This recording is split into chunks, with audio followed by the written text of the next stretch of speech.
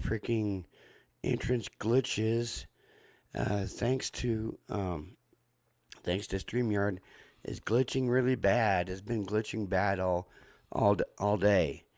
So that's why a couple of my videos didn't have an intro because StreamYard was glitching.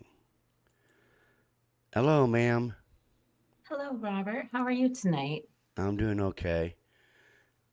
Yeah, my freaking intro was glitching like always.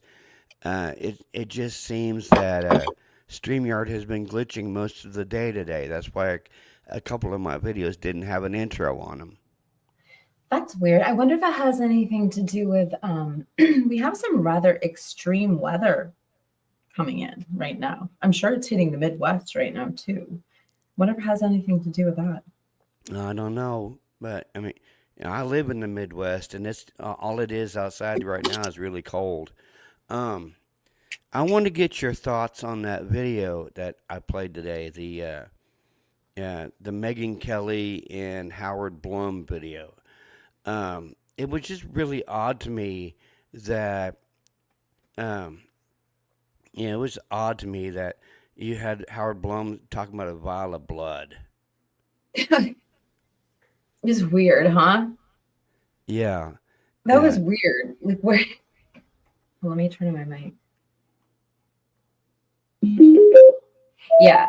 Yeah, I think that was really strange. Where did he get that? Where did that I don't even know. Yeah, saying that because of because of the blood being inside going from the first floor to the second floor. Now he did say leading up to the second floor, so that would mean whoever did it either left out that front door or clearly they didn't leave out that sliding glass door if there was blood going down the second floor banister. So that means they would have left out of that front door, and just like just like Olivia has stated that everyone in that neighborhood knew the code to that front door because it was an iconic home. Okay. First off, okay, the first question I have for you and for the audience, I'm sorry, I just realized I had to fix something here. Um, where would, okay, Robert, I want to ask you a serious question. Where exactly would somebody get a vial of blood? And like, if somebody did get a vial of blood now, like 2 years later after the crime, don't you think we would have heard like, I donated my blood or like somebody stole blood from here or Yeah, you know what I mean? Like that's kind of like where would anybody even get a vial? Like where do they get that? yeah, I don't know where they got it, but let's not hope that's another narrative going around. Brian Kohlberg steals vials of blood from a blood bank. Maybe like maybe when he stole like the alleged remember the alleged theft of the ID to get into the lab. I don't know like where is this the new thing? And I'm not trying to like, you know, I'm not like a I'm not here to bash Howard Bloom. I've done that for a long time, but like honestly, it feels like he went from that like, bomb making theory to now the vial of blood theory. Like they're where did he where tell me Hey, chat. brother, do you want to come Oh, up? I see they are in the chat. I can drop the link for you, brother. Um, I'd like to know. Yeah, Howard Blum. He's a fiction writer. That last book, the Idaho 4 Requiem, uh, the Idaho student killings. That was a fiction book. He just needs to go back and write more fiction books. well, I mean, can we just start with the vial of blood? Like, where did that even come from? And then, okay, second, I'm gonna actually back you up on this.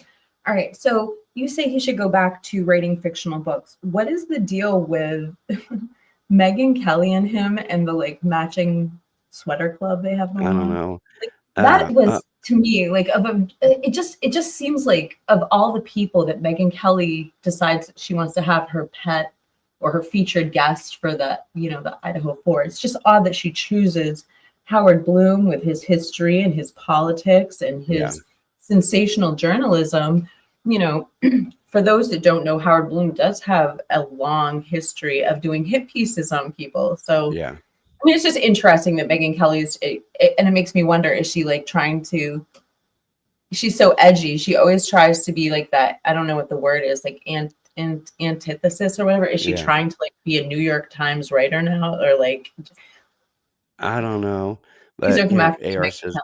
But yeah, I asked AR to come up. He says, I'm good, Robert. I'm sitting out tonight. I've been benched, LOL. Well, yeah, well, I love you, brother, and I hope Jen didn't bench you.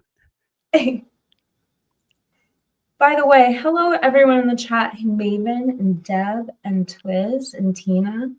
Hey, So good to see Twiz. Hey, Maven, Deb. Charisma Crown. Yep. It just kind of threw me off when he said, "Well, he could have brought a bottle of blood with him," where like through that entire interview, he was making crap up the whole time, and you could tell he was making crap up. I'm like, where's Brian going to get a vial of blood at? Where did Is he he get going to that?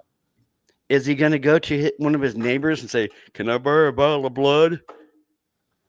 And why hasn't the blood donor come forward? You know, it is really silly. And it's like we're sitting here laughing about it. But the reason why people get so up in arms is because I think that, you know, and obviously I didn't cover crimes before this, but I think it's obvious that, you know, people do see this complete railroading of somebody once they're in the system. And I think Yeah. that's why you see so much backlash. And I just find it odd that Megyn Kelly's been at this so long, she's not aware of that. So is she purposefully doing that? Because I don't know if you know this, but whether you like or hate a creator, if you hit that Yeah. like button or you hit the dislike button, it does the same for the creator. So you can either be someone who stirs up the pot and gets that dislike button to get your video pushed, or you could be someone who gets the like button. You know, it's, Yeah. who knows? She knows what she's doing, obviously. Deb says the WSU crime lab break in. That's what I'm talking about. I figure like he didn't the big bomb making story didn't, Yeah. you know, take off. So now let's change it to like the vial of blood story. The vial of Where's blood. it come from? It's weird. Yeah, I mean, I'd like to know where that came from too. Was he just sitting there during that interview, just making stuff up as he went? I mean, I honestly believe that he was sitting there making stuff up as he went, and I don't know. I don't know how he's been tagged as an expert now of the Idaho crimes. You know, we've heard Megyn Kelly call him an expert. We've heard Nancy Grace call him an expert. He's not an expert. He's a fiction writer, and the only reason why he's even came into prevalence and how he got that book out was thanks to the Gonzalez family. They're the ones that told him everything about what was going on in the crime. Without them, we would have never heard of a Howard Blum. Well, Robert, I actually kind of want to push back on that because I will tell you that Howard Bloom used other sources. In his first airmail article, you might be able to say that, but like, I'm sorry, but one of the things that made his book so sensationalized is him citing FBI sources, which might we all add, Megyn Kelly in one of her last interviews with Howard Bloom walked back. She's the one who said FBI came out and debunked Howard Bloom, but yet here she is with her matching cashmere sweaters, you know, in this interview, but yet she's the one who had the interview debunking him about walking back the FBI dates. It's kind of odd. It is very odd when you keep thinking about it. And then let's get into the other thing, which I would like to discuss, which is Megyn Kelly suggesting that BF wasn't there. Yeah. What wait, back up, you know, like where did we get that, Megyn? You know, please elaborate. Is that from one of Howard Bloom's sources? Is that from your source? Is that from law enforcement? Where does that come from? You should even play that clip. That would be interesting. You know, I mean, I can play the clip, but yeah, I mean, it was just so weird that when she was talking about and the other roommate wasn't home, she said. And when she said that, I'm like, wait a minute. Is she talking about Bethany? I mean, because we've always heard from the PCA that that Bethany saw Ethan and Xana at the Sigma Chi party, and we've also heard from Xana's dad. He talked to Xana at midnight, and her and Ethan was eating pizza at the house. And of course, you had Kaylee and Maddie at at the corner club and at Grub Truck, and it's just it's just so weird when because the last thing we heard was them Dylan and Bethany being back at home by 2 a.m. But then you have Megyn Kelly come out and say that Bethany wasn't home. You should play the clip because I actually don't really have context for this. You were the one who told me about it, but I don't know. Okay. You should play the clip. I'd be interested because I don't know what she's talking about. Was she like saying at that moment she wasn't home, or was she saying like at the time? Well, she did after she said that the other roommate wasn't home. She didn't mention it again, which was so freaking odd. She misspoke. AR says she misspoke. As well known that Bethany was home. Okay. I wasn't just sure if she was citing another Howard Bloom story or not. Yeah, and Love made a statement being home. Okay.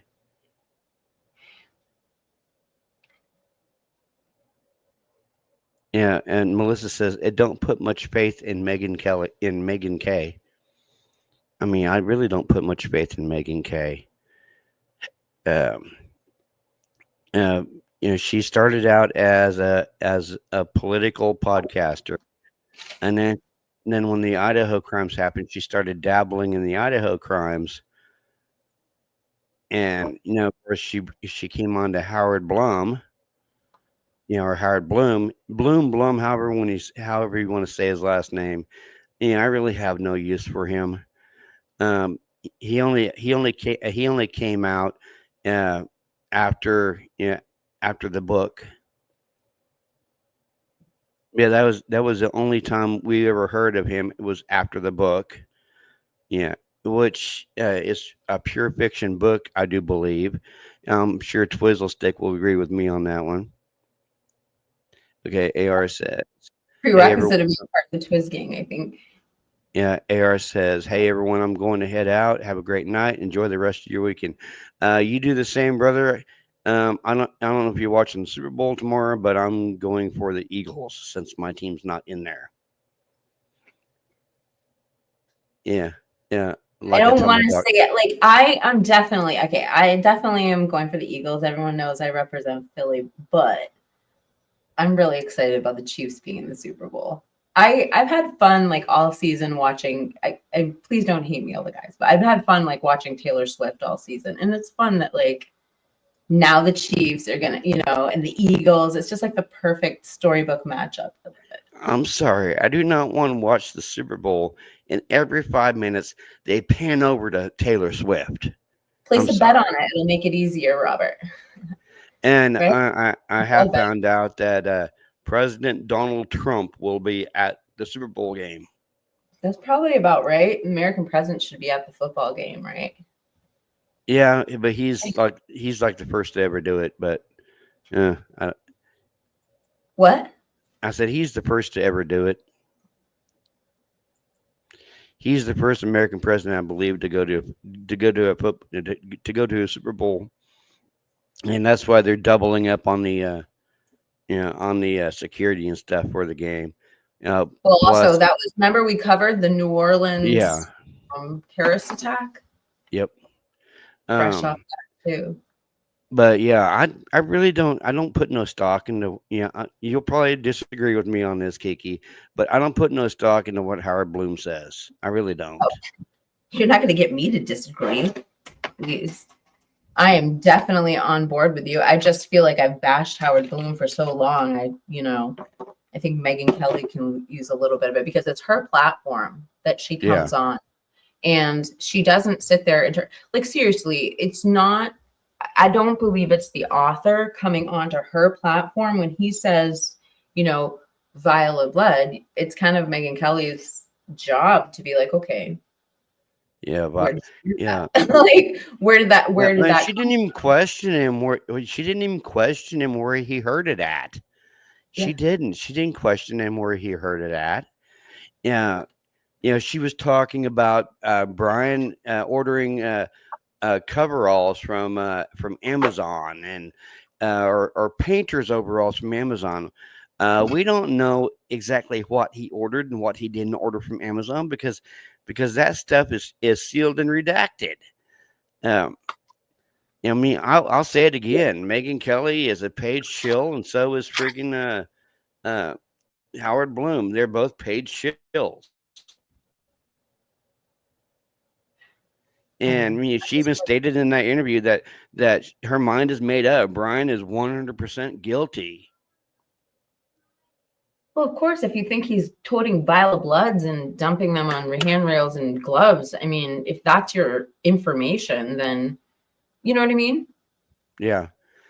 Um, and she is totally like dumbfounded that they didn't find nothing in his car, nothing in his apartment, and We all she's are. dumbfounded that they didn't find no blood in his car or on him or in his apartment.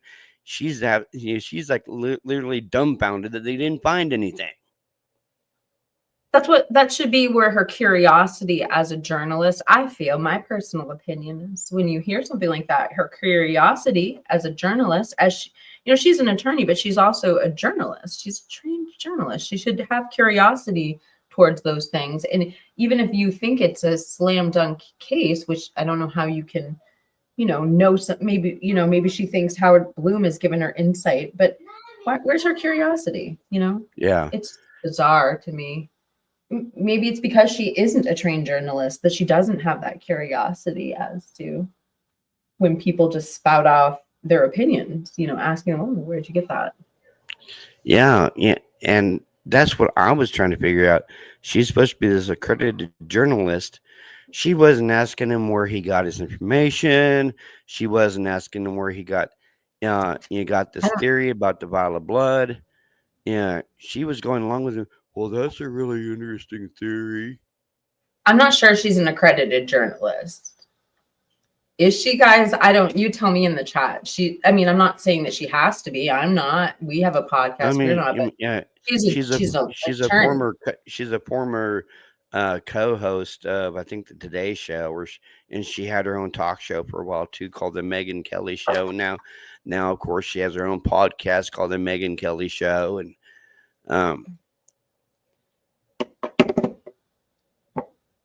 little girl, what are you doing?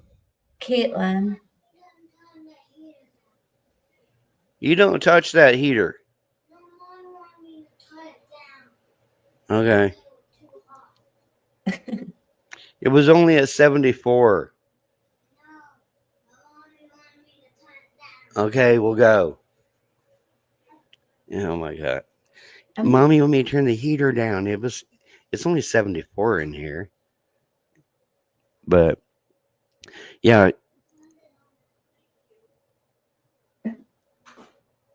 Oh, Deb Tape. LOL, Robert. Love your imitation. Thank you. I tried to do my best to imitate a female like Megyn Kelly.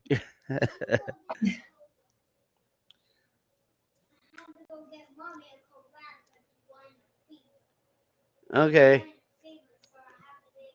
Okay, you little smart ass. She has. She's got a little smart mouth on her now.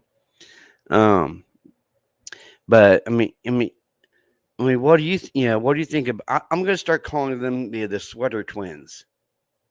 I was thinking the Sisterhood of the Traveling Sweaters or something. Yeah, we'll call the red sweater twins. The cashmere sweater twins. Yeah, well, his was more brighter than hers, but they were still red. I wonder if they text each other yesterday morning. Hey, I'm gonna be wearing a red sweater. What should I wear? Hey, Wear a red one too. You know what? Next time we do a live stream, I'm gonna text you. I'll tell you what color I'm wearing, and we can coordinate. We'll be like the sisterhood of the traveling sweaters over there. Melissa Making says it's Philly's turn to win now. It's not often that a team gets to play the same people that beat them before in a Super Bowl. Real revenge, almost fateful, you might say. Don't forget Vegas always. And then she All right, goes, since ha we're ha. talking about football, I just want to say something. So I've been going to Philly. I married someone who has family in Philly. I have been going back and forth to Philly for like 12, 13 years now. And when they have football games in Philly, this is crazy, you guys. Yeah. They grease the light poles because people climb the light poles. So they have these people. This is so weird. They have the grease police, and they like go out and they do that. And I was like, oh, that's so extreme, yada yada yada. Somebody literally climbed one and fell to their death because they didn't grease the poles in the last game. That's true story, you guys. Deb says, does Robert have neon pink? Because I'd love to see that. No, I do not have anything neon pink in my closet. A lot of my shirts are black or black and red. Did you But post this in my Discord? I'm taking a break from Discord. yeah, I did. Yeah, I posted it in the Gen chat. Twizzle Stick Philly says people Philly always go people always go nuts.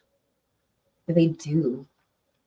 Philly's a very celebratory city. Yeah, let's hope they don't go nuts and tear stuff up. If the Chiefs end up three-peating tomorrow night. Well, there's a lot of conspiracy theories about the refs favoring the Chiefs. At least, I don't know. You've heard the conspiracies, right? Every game, Taylor, it seems every Taylor game it Swift seems is Super like Bowl. it All seems this like every is just game. Melissa says if Kansas wins, Andy Reid might retire. Oh God, I hope he does. I've heard so many sports conspiracy theories lately, like Luca getting traded. What do you guys think of that? I've heard for like the last 4 years that Mike Collins, the head coach of Pittsburgh, which is my team, they're trying to get rid of him because we haven't won a Super Bowl since oh my God. Yeah, we haven't won a Super Bowl since Big Ben was our quarterback. Who's going to be the performer at the Super Bowl this year? Kendrick Lamar. Oh, really? Yeah, he is the first ever solo rapper to perform at the Super Bowl. Well, nothing. Okay, tell me if I'm wrong. Nothing could be worse than The Weeknd. Like, so I mean, I think that at this point, Did you see the Grammy performance from The Weeknd? No. Oh, I did. It was downright demonic.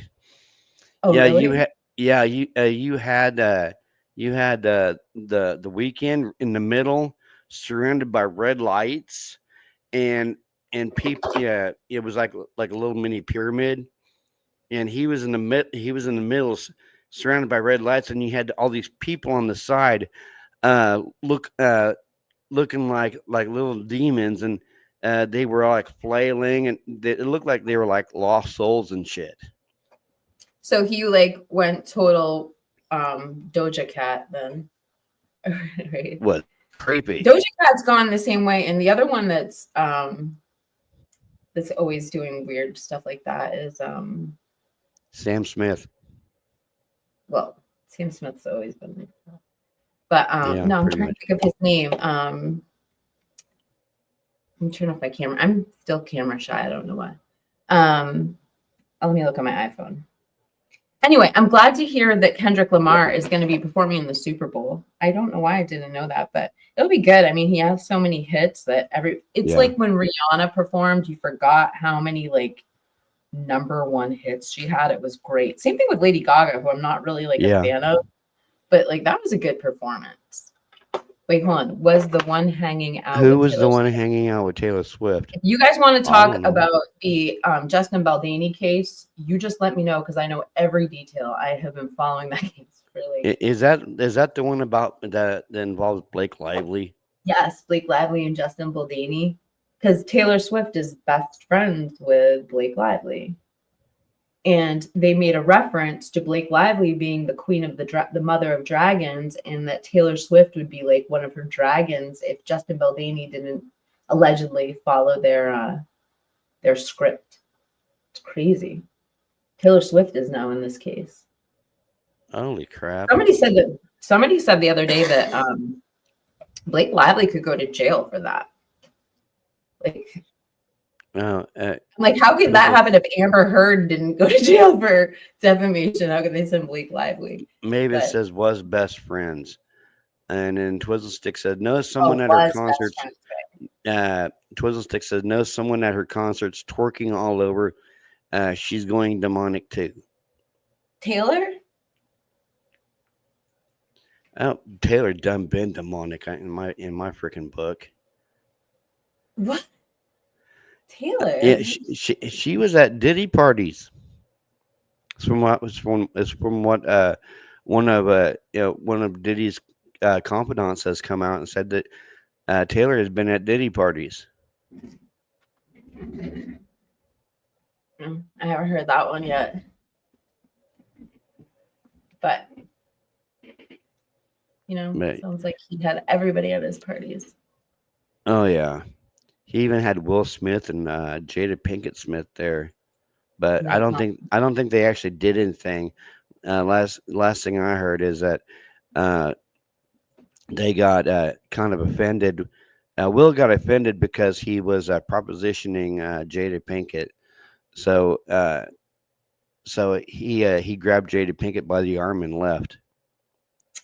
You guys, I want to tell you something. Like, I feel bad for that couple. Like, my husband does a lot of audiobooks, and I remember one time he was reading Will Smith's biography, and it was like so sad. Like, Will Smith got all this money, and he just wanted to get like his family like into a better place, and he bought this, like, this is all alleged, I didn't read the book. He bought this ranch in like Montana, and he called it like Willie's World or something, and he wanted his whole family to go out there and live in like the fresh air and experience that life. And Jada's like, fuck that, I don't want to live in the country. And he like had to sell Willie's World. Like, she's just like kind of wow. Just saying.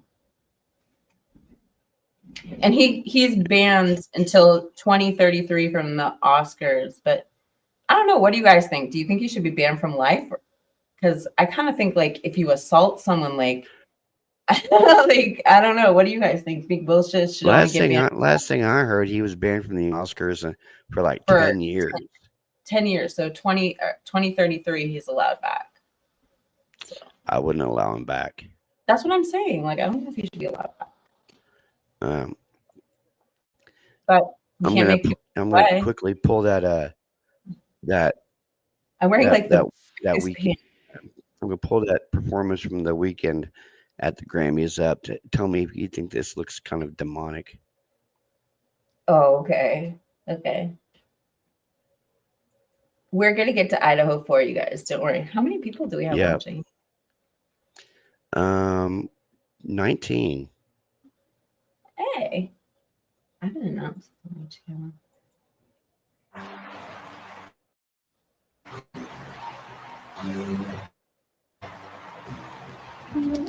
Wait, this is the weekend? Yeah. I do love it.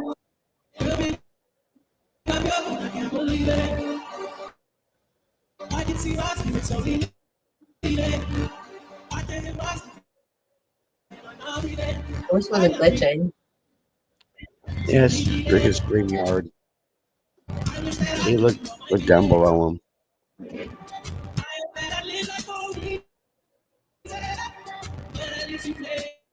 I wish it wasn't glitching out.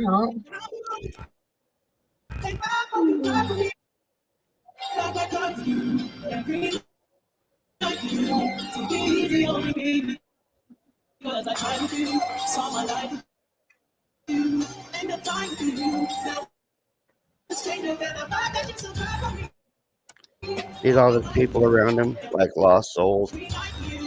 Glory Markle says they just look like freaks to me. Can't see it.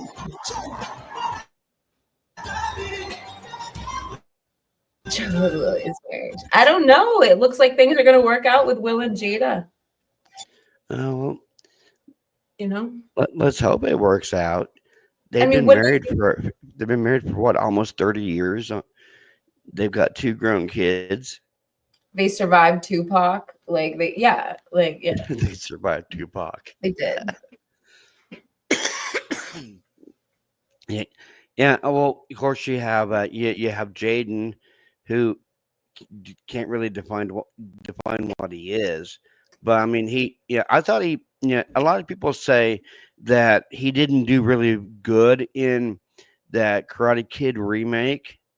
I mean, I thought he did okay, but I like Jackie Chan's Mr. Miyagi better.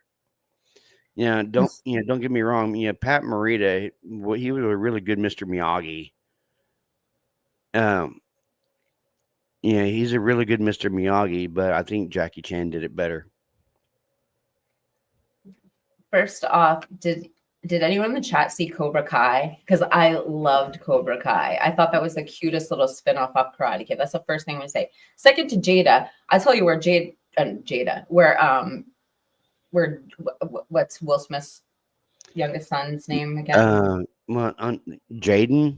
Jaden. So Jaden, did you guys see what he wore to the Grammys? It was he wore like an Armani tux with like a house on his head. You know what I'm talking about? Anybody know what I'm talking about? He wore a house to the red carpet. And they're like, this is what you want to wear when you have to go out, but you don't want to leave the house. It was just, he's such a good looking kid. Like, what, like get dressed up for the award show, or, Yeah. It was AR just said, Robert, your internet is not strong enough to play StreamYard with StreamYard to play videos. Thank you, brother. I'll remember that. Shore Butler, hey Robert, hey Swamp in chat. Twizzle Stick says, yeah, but the problem is he will never live up to Tupac in our eyes. He's dumb for staying. Well, she's dumb for not like appreciating like her someone who wants to I'm surprised he's still around. I mean, after all, freaking the greatest rapper of all time, Eminem, had him in his crosshairs for a while. Wait, what did you just say? Wait, who and what are we talking about? Will had Eminem Will Smith actually knocked Eminem, because Will Smith has got all of his Grammys by not cussing in any of his songs, and I can't remember which song it was, but Eminem mentioned that he said I got a Grammy too, and F you or something like that. But yeah, he got dissed royally by Eminem because he was telling Eminem he shouldn't cuss in his songs. That he would get more accolades if he didn't cuss in his songs. It's still true that Will Smith had like the #1 rap album in the country and still in history. I don't think we've ever seen a rap album do that well without cussing. I don't know, the chat correct me if I'm wrong, but that is impressive. Just the two of us. It's the struggle tonight at Robert. I'm even having a real hard time editing. So there's got to be something going on with the satellites, because I mean even he's having a hard time editing. Leslie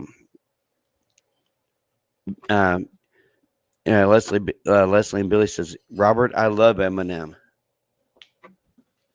I was in my early 20s when his first song, when the Marshall Mathers LP came out. I was in my early 20s when that came out, and I used to crank in my car, because when I was like 24, I had a 75 Olds Cutlass, and I used to crank that. I used to crank that song by Eminem called um, but, I can't remember the name of the song now. Wasn't cleaning out my closet, which was another good song. Um, it's the way I am. I used to crank the way I am in my car, and I still do it today. And I used to get a lot of dirty looks from people when I cranked his song "White America." I don't know if I know that one. I do know, like, I do. I mean, I can't say I'm not an Eminem fan. My brother was a huge fan. I wasn't as into Eminem, but I do think he's really talented. I don't know if I'd categorize. I mean, I respect that you think he's the greatest rapper of all time, but I'm an East Coast girl, so that's hard for me to be like, yeah, you know. Yeah, yeah, you're probably with the Bad Boy Entertainment, yeah, Diddy Is that what Diddy and the rest of them. I have seen Diddy in concert, and I'm going to tell you this: if it weren't like I will admit it, he was probably the best. It was probably one of the best performances. It's in your DM, brother. AR's joining us for a quick minute. Okay. So I'm going to tell you Um, about Diddy, my Diddy performance. So what? Diddy, I like literally was probably. I mean, I was in the pit or whatever, but I was like not that far. I was near the DJ booth, near the center. I was yeah, really close to the screen. So like I got a good look at it. But he like came out, it was in Boston, and he had like all of his he had like pyrotechnics. It was better than anyone else that performed at the show, but he came out with all of his people and he had like everyone dressed in our team uniforms. So like all his fly girls come out in Celtics uniforms, and it was just awesome. Like he represented our city. Like it was yeah, so good. It was and I didn't even like I wasn't into his music either, but I mean we were all like on our feet screaming. It was really fun. yeah. And I think my favorite Diddy song was "I'll Be Missing You" was right after Biggie died, and that one song that goes, "We ain't going nowhere. It's Bad Boy for Life." Yeah, that was one of my favorite songs. Um, but yeah, I liked I like "Missing You," which do you know he owes Sting from the Police. He owes him for the rest of his life to use that song or to use the beat from that song. There was an agreement made by him and Sting for $2,000 per listen. So Diddy had to pay Sting $2,000 every time that song got a listen, and he still has not paid him. That makes me think, what does Faith Evans get paid, you guys? Like I don't know if you've seen the documentaries about going back, because like for those of us on the East Coast or like those of us who know the New York rap scene, like one of the things about Biggie is that Yeah, he went from the streets and he brought everyone with him. Like when you hear about Little C's and like all these people who are rapping with him, not only did he take them off the streets, but he wrote all of their raps. So when you hear a Biggie album with like Junior Mafia, he wrote all of that. That's all his lyrics. That's all his writing. And like, it's just so sad to go back and see, like, it doesn't seem like the people who he was lifting up got anything, after his death. So, I mean, you look at Faith Evans, I guess my question is, did she get paid for yeah, she her? Like, uh, n- Faith Evans, yeah, she doesn't want for anything. Uh, Biggie had some money, had a lot of money set aside for Faith Evans and his children.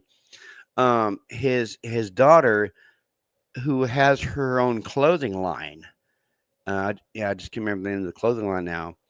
Uh, his daughter is worth right now about $13 million, and okay. his son, who has his own rap career and has his own like jewelry line, uh, is valued at $20 million. There's brother. What's going on? What's Hi. Can you going hear on, me? man? Yeah, I can hear you. All right. It's good to see you guys. Good to There's the see you. duo back together. So you're having trouble with your internet over at your place too, huh?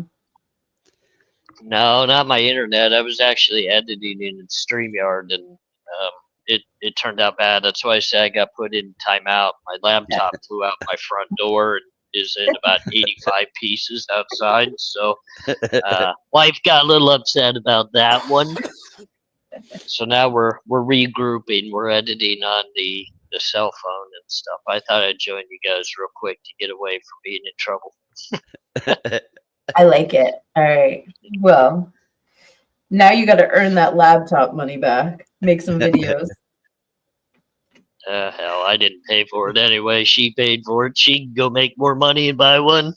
I just destruct things. I don't buy things. Did you ever break your controller yet for your video game? Because last time I talked to you, you were getting mad. You were getting mad at your video game or something. Yeah, Did you you ever know just? what? That's a funny story, Robert. I'm in trouble for that one already too because we went to Walmart. We took Xander to Walmart, and Jen's like, "Let's just get 3 of them while we're here because I know how you are."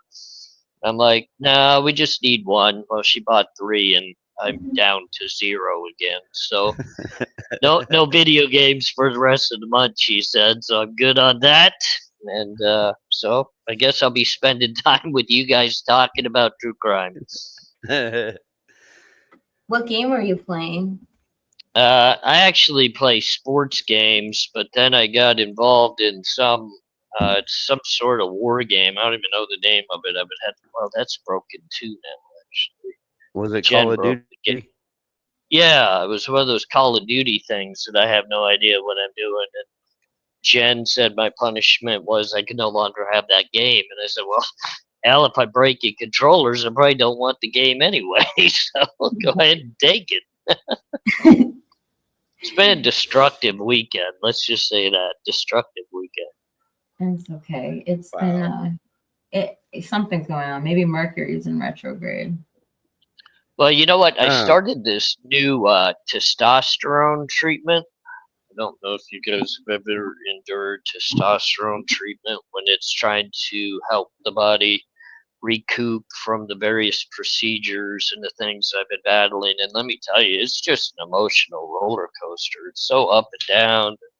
You know, you think that you got something kind of managed or under control, and then you just realize you don't. But you know, I'm literally trying to work through that, and I feel bad for Jen because one minute I'm all happy, smiley, and next minute I'm watching a, music video bawling my eyes out, and I'm then I'm angry, so it's fun. the Well, testosterone roller coaster. That's what it is too. Let me tell you that. And one minute you feel manly, one minute you feel womanly, one minute you don't feel like you're either one, and then it's like, damn, what am I? I always hear Joe Rogan talking about testosterone treatments. I mean, it must give you like you must have some benefit from it because a lot of people say that it helps. Like, I mean, I from Joe Rogan, that's my only, knowledge of it. It helps with energy. It helps with body recovery with the diabetes. It helps with other things as well. But I'm just hoping it puts a little hair on my chest so I feel a little more manly at the end of the day. Look a We'll little see. Guido. We'll see. Super Actually, at this AR. age, I don't want. At this age, I don't want hair anywhere other than my head. Now that I think about it, so if I could even lose some of that, it would be great. The wife looked at me yesterday. I haven't shown like my hair on video in a while because it's just so crazy bad. Like it's really long on top, like extensively long on top. But you know how I always have it shaved on the bottom, and Yeah. I can braid it. And well, it's not shaved on the bottom anymore, so it's growing out all over the place. But that's shorter than the top, so like I have hair standing out sideways, and it's so bad, like so bad. And Jen just keeps saying, "Well, go get a haircut." Well, I'm embarrassed to go get a haircut, so I'm just gonna literally shave it. I'm just gonna go ahead and go bald and grow it back, I guess. But it's been crazy because I've been growing it now. I think it's almost 3 years, and I've always had military cut, short hair, spiked, just very short hair. And now all of a sudden I got this long hair and I like it, but it's just gonna start over at this point. So no more braiding, no more coloring the hair, no more doing crazy stuff. We'll see. You know, it's a good time of year because spring and summer are coming. Shave your head. You'll feel better. Well, it's summer here right now. I don't know if you know that. It's still shorts and t-shirt weather here. We're still at 75, 80 degrees during the day. I mean, I know people around us, even in Utah, are saying how cold it is. You can walk around in your underwear out here if you wanted to. It's warm. It's nice. I mean, we get a little bit of a breeze every once in a while, but unusually warm. I run my air conditioner every day in our home. And, it's like, damn, my electricity bill's not even getting a break right now for the winter like it normally does. But Is Yeah. it really that hot there? Wow.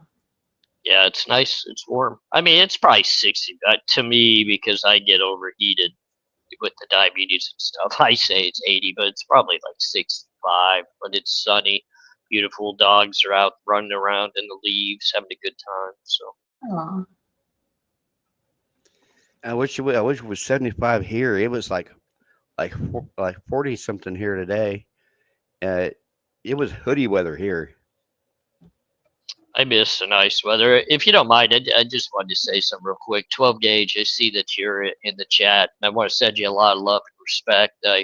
I've tuned in to a couple of your last podcasts, a couple of your last shows. I know I don't comment much, but I'm definitely there as a supporter, and I am a fan of yours. All I can say, man, and we've all endured it. Keep your head on your shoulders, ignore the haters, keep plugging away, keep doing your thing, keep really sticking to your guns about what you stand for, what you believe, and don't let anybody deter you from that. So, a lot of love sent out to you, my friend.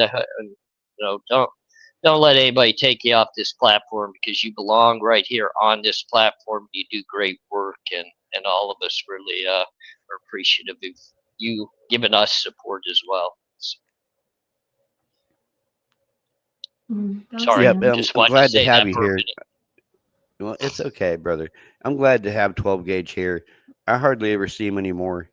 Heather Fitzgerald says that Twizzle stick. Holy smokes! It snowed, then rained, then snowed again. I just shoveled that sheet was heavy. And then You got Twizzle to stick put your said dog that's to not. work, Heather. That's what pit bulls are for. Put them to work. For clearing snow. Hey, Aaron, did you see this interview with Megyn Kelly? Yeah, it's garbage. Isn't it incredible? Like, Well, and I was going to interject while you guys were talking, but I didn't want to type it out because I watched that stupid thing too, and it's like you just want to scream at the top of your voice. You want to pound on your table because this is just happening across the board. It's not just them, Yeah. but there's so many others that are doing this. I really appreciate you, Swamp, and Robert, because we're kind of coming to that realization. We're not here to create theories. We're not here to create stories. I'm not, guys. I could tell fiction with the best of them if I wanted to. Um, I really appreciate the fact now we're willing to discuss things, but let's not create things. Like, we don't need to go out and create a vial of blood to throw it in. And he did say, well, this is just kind of a theory, in my opinion. No, that's just wrong. And you guys keep doing that. These people have a following of millions of people. Like, millions of people watch these. They read their books.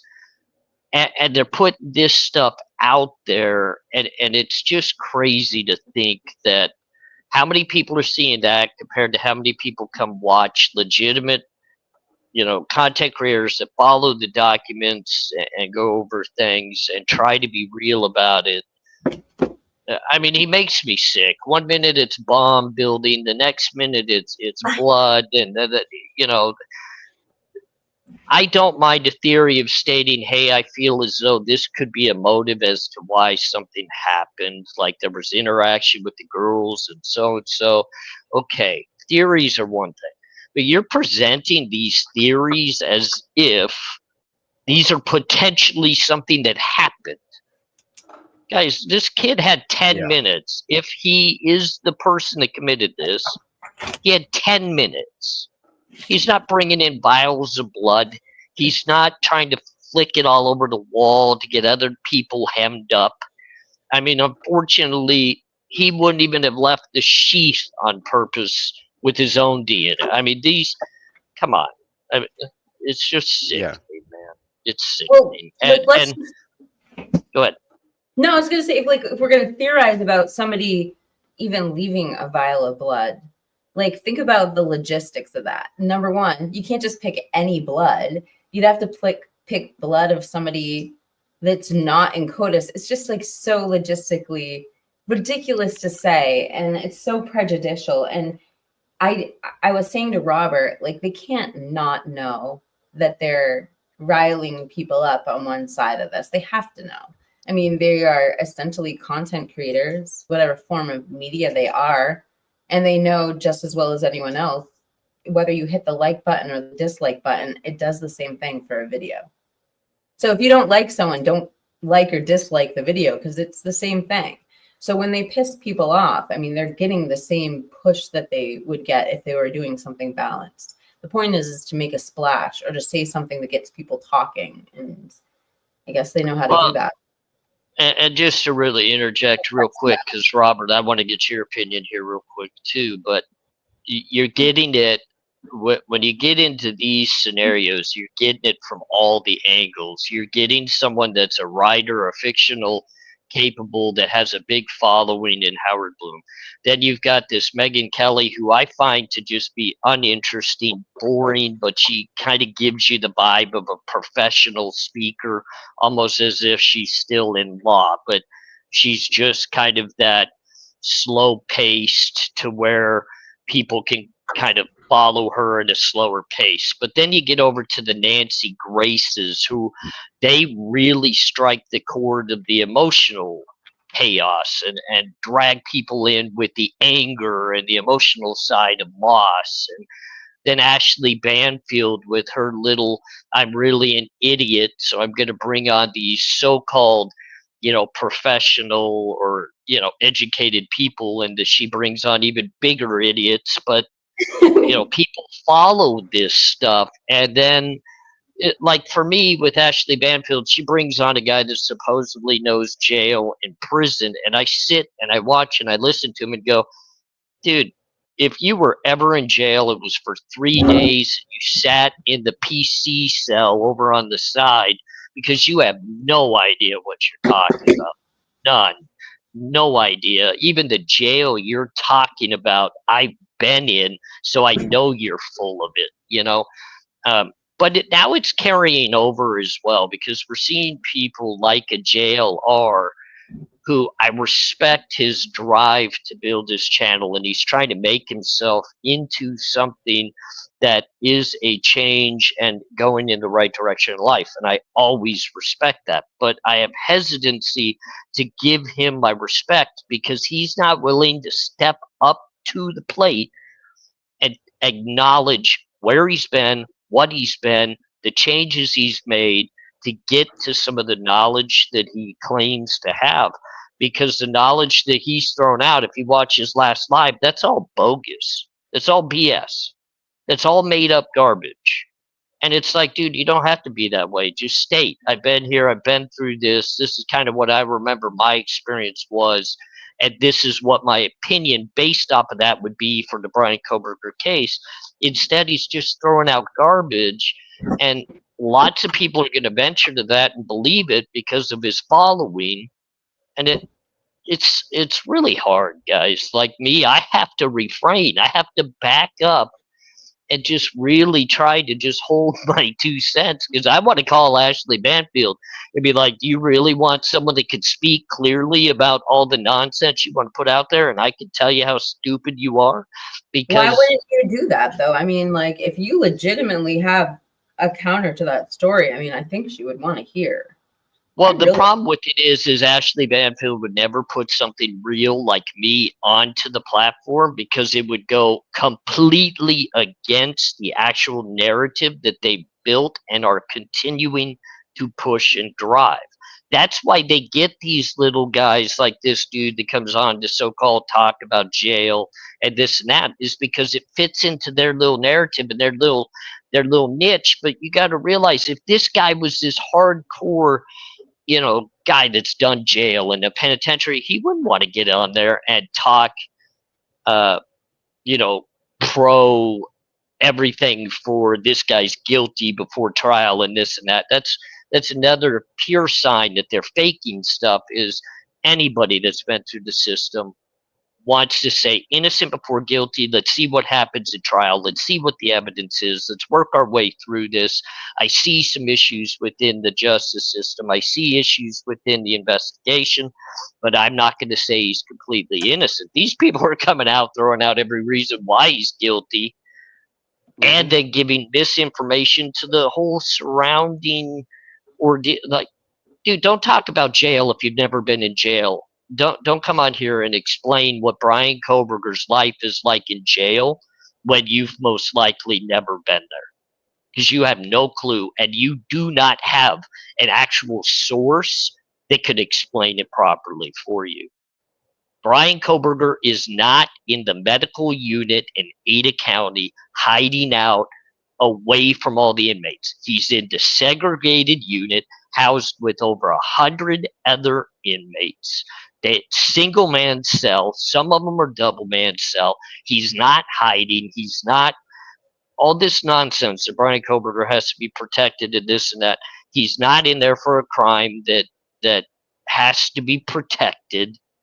Now, if somebody from the Gonsalves family knows people in there, that's a different story. The inmates are not going to look at a homicide suspect and literally deem his life in jeopardy unless there's a part of that crime. And Robert, you know this, you've been around the block. Yeah. There are certain parts of this crime, whether it be womanizing, whether it be something to do, with just a sexual base or some of that nature, that brings all that into play. Nothing in the Brian Koberger case brings that into play. So people need to No. stop that. People need to stop it, because I've been right there. I know what it's about. I know what we beat inmates up for. I know when inmates' lives are at risk. I know all of that. I did enough of my life there to know. So Yeah. there was Yeah, my man, rant. and I totally I totally agree with you, brother. Like I stated in my video, I don't know why they keep referring to this clown as an expert in the Idaho murder case. They tout his book, which, like you said, is pure fiction. Sometimes I just wish he would go away. Because like that interview, him and freaking Megan Kelly had matching freaking sweaters. Like they text each other before they did this interview. Oh, I'm wearing a red sweater. Oh, cool. I'll wear one too, so we can match. And I'm tired of him being on Nancy Grace. Nancy Grace touting him as this well known expert, when all he does is write fiction novels. And I kind of wish he would go back to write another fiction novel, because that's what he's good at. That Idaho 4 novel he wrote's pure fiction. So why are they touting him type of expert when he's not? Well, I wouldn't use the terminology expert, but I also, Robert, I would be hesitant to say that the entire thing's fiction, because as we've kind of seen some of this play out, I think he's got a few facts in there, and those are the facts that most of us probably already know or are finding out now. Does Howard Bloom most likely have some connections? I'm sure he does. You don't get into that position, where he's at, without having some sort of connections. Does he have good, reliable sources in every single case? No, probably not. Neither do we. You know what I mean? Mm. I can say that I have sources and I have direct contact with people involved in this case, but that doesn't mean that those people that have direct contact in this case have all of the valid information either. So, you know, when I speak upon things, I have to be very careful because I've heard some things that you know, privately that I haven't heard out in the everyday world of discussion of Idaho 4.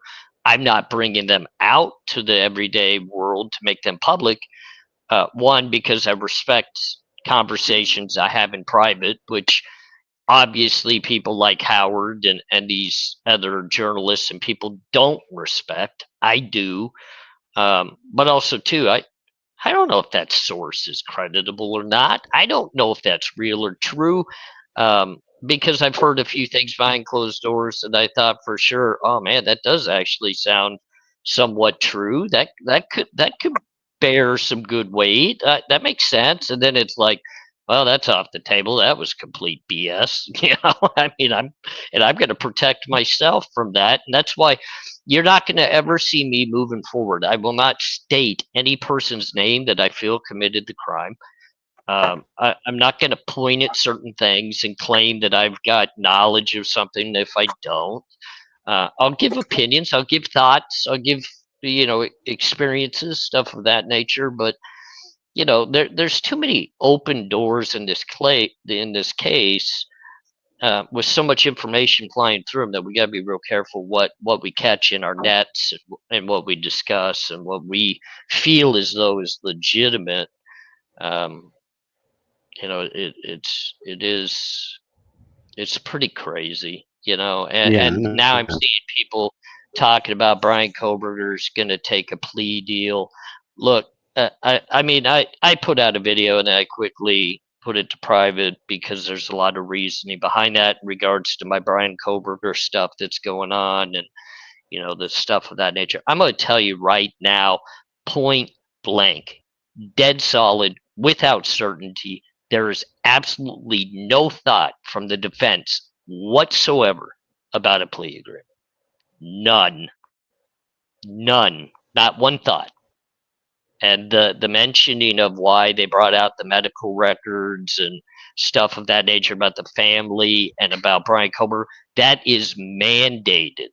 That's mandated. That's a part of the actual trial process. Lawyers have to do that. So anybody that says that the defense was utilizing that to try to create a defense that could get the death penalty removed from, the case, and that way they could take a plea bar. Dude, they could easily, without any of that, have just walked into Bill Thompson and says, "Hey, do you guys want to save multi millions of dollars for the state? Do you want a for sure conviction?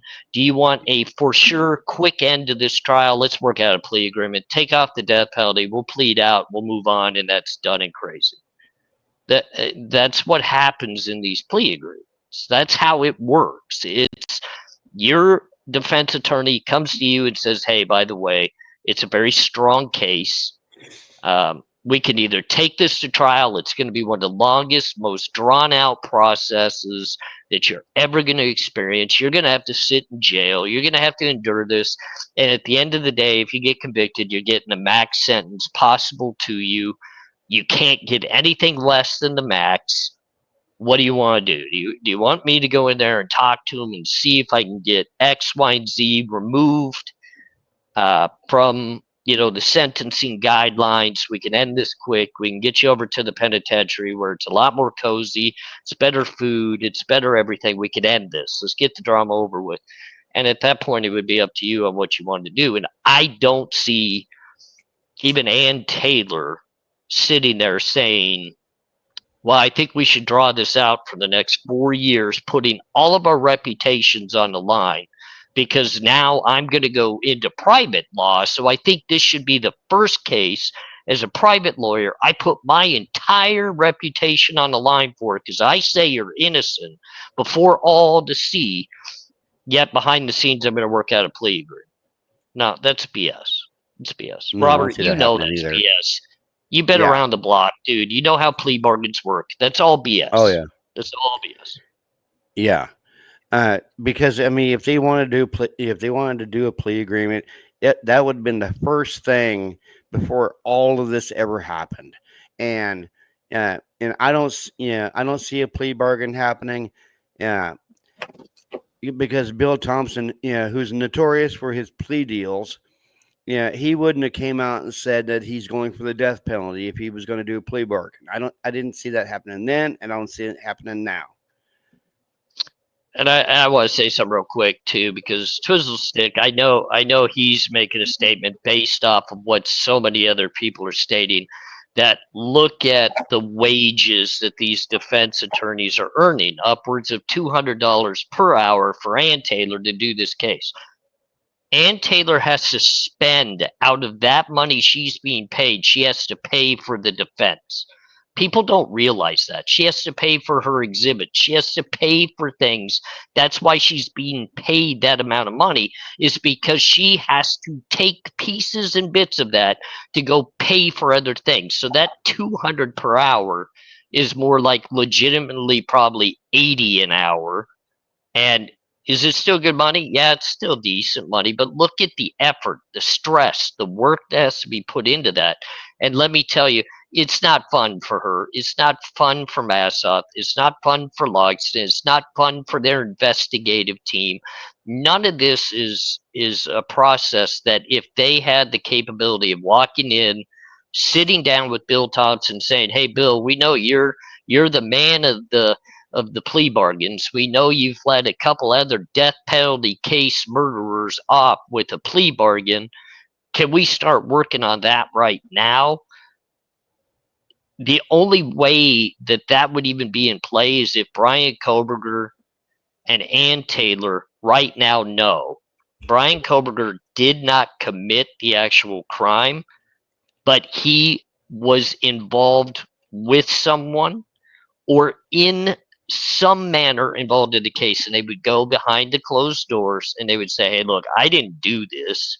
I didn't commit the crime, but I know I had some involvement. So let's take death penalty off the table. Let's drop the first degree to second degree. I'll serve life with the possibility of parole. And then you're going to have the information of who else you need to go get. And we could just call this good, because that would be a part of the plea bargain is Brian Koberger would have to give up the other person. He would have to. Otherwise, you don't get a plea bargain. That's not happening. Brian Koberger's fighting in the court for his innocence, not a plea bargain. Yeah, Twizzlestick just said they're going to have to prove he was involved. And then Heather just said bonkers. So many of us online essentially dedicate hours and hours for nothing. I mean, I don't know what she's talking about there. the two of you would know in our creation. I mean, I guess I'm probably the laziest of all of us because I just kind of turn on the mic and talk and then head on my way. And you guys put a lot of effort into the research and the talking with people, and so we all have our different styles. But this isn't just like a part-time job to do content creation. Swamp, I know you're dedicated. You have different social media platforms. You do as well, Robert. You guys do Discord. Yeah. You build relationship. You work. You intertwine. Heather does the same. I mean, the editing that you guys do, the things that you add to this. And you're right. I mean, legitimately, we work for pennies. We work for pennies, and that's okay because we enjoy what we do.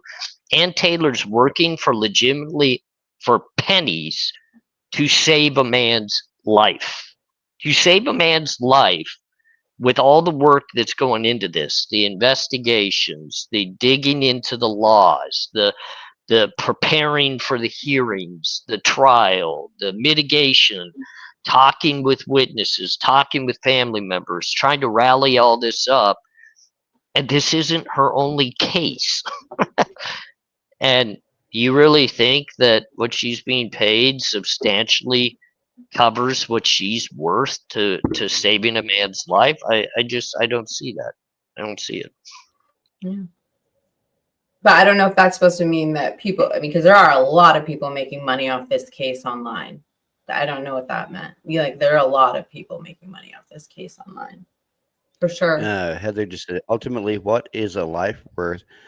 Acting like Anne should be paid less is straight ignorant, in my opinion. Um, no, that's not what he's trying to say, Heather. Um, but we all, and somehow we all make money off this case. We make money off of all the cases that we cover, and yeah, yes, she is fighting for his life, and she has staked her entire reputation on proving this man innocent. Yeah, and what Stick just said, he is innocent, Your Honor. He has no connections to the victims. He has never he was never close to that house. He was never at that house. Yeah, she really doesn't think he's innocent. And I'm not saying that, Twiz. Yeah, No, he no, you're misunderstanding, Robert. He's actually making a statement. He's agreeing with us.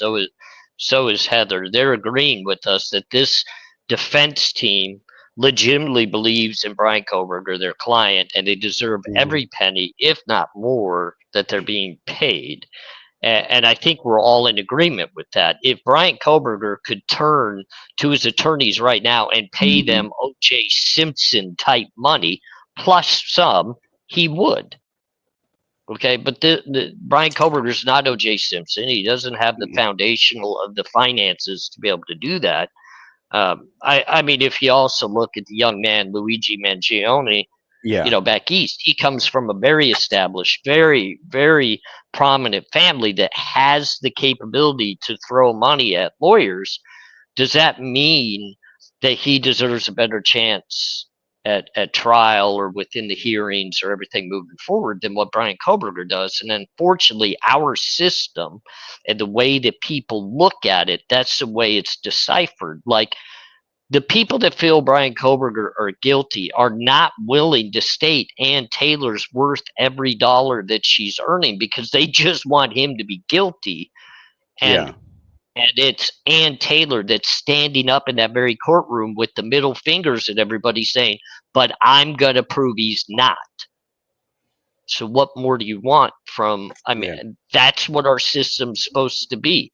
It's supposed to be a debate and a fight at trial to prove guilty or innocence.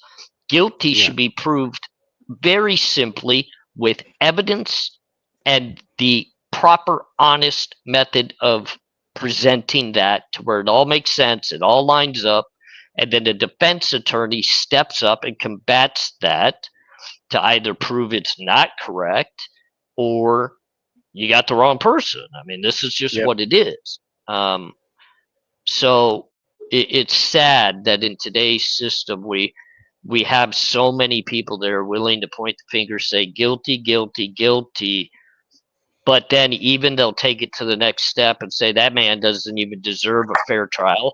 That man doesn't deserve fair representation. That man doesn't deserve people that believe in him, support him, love him.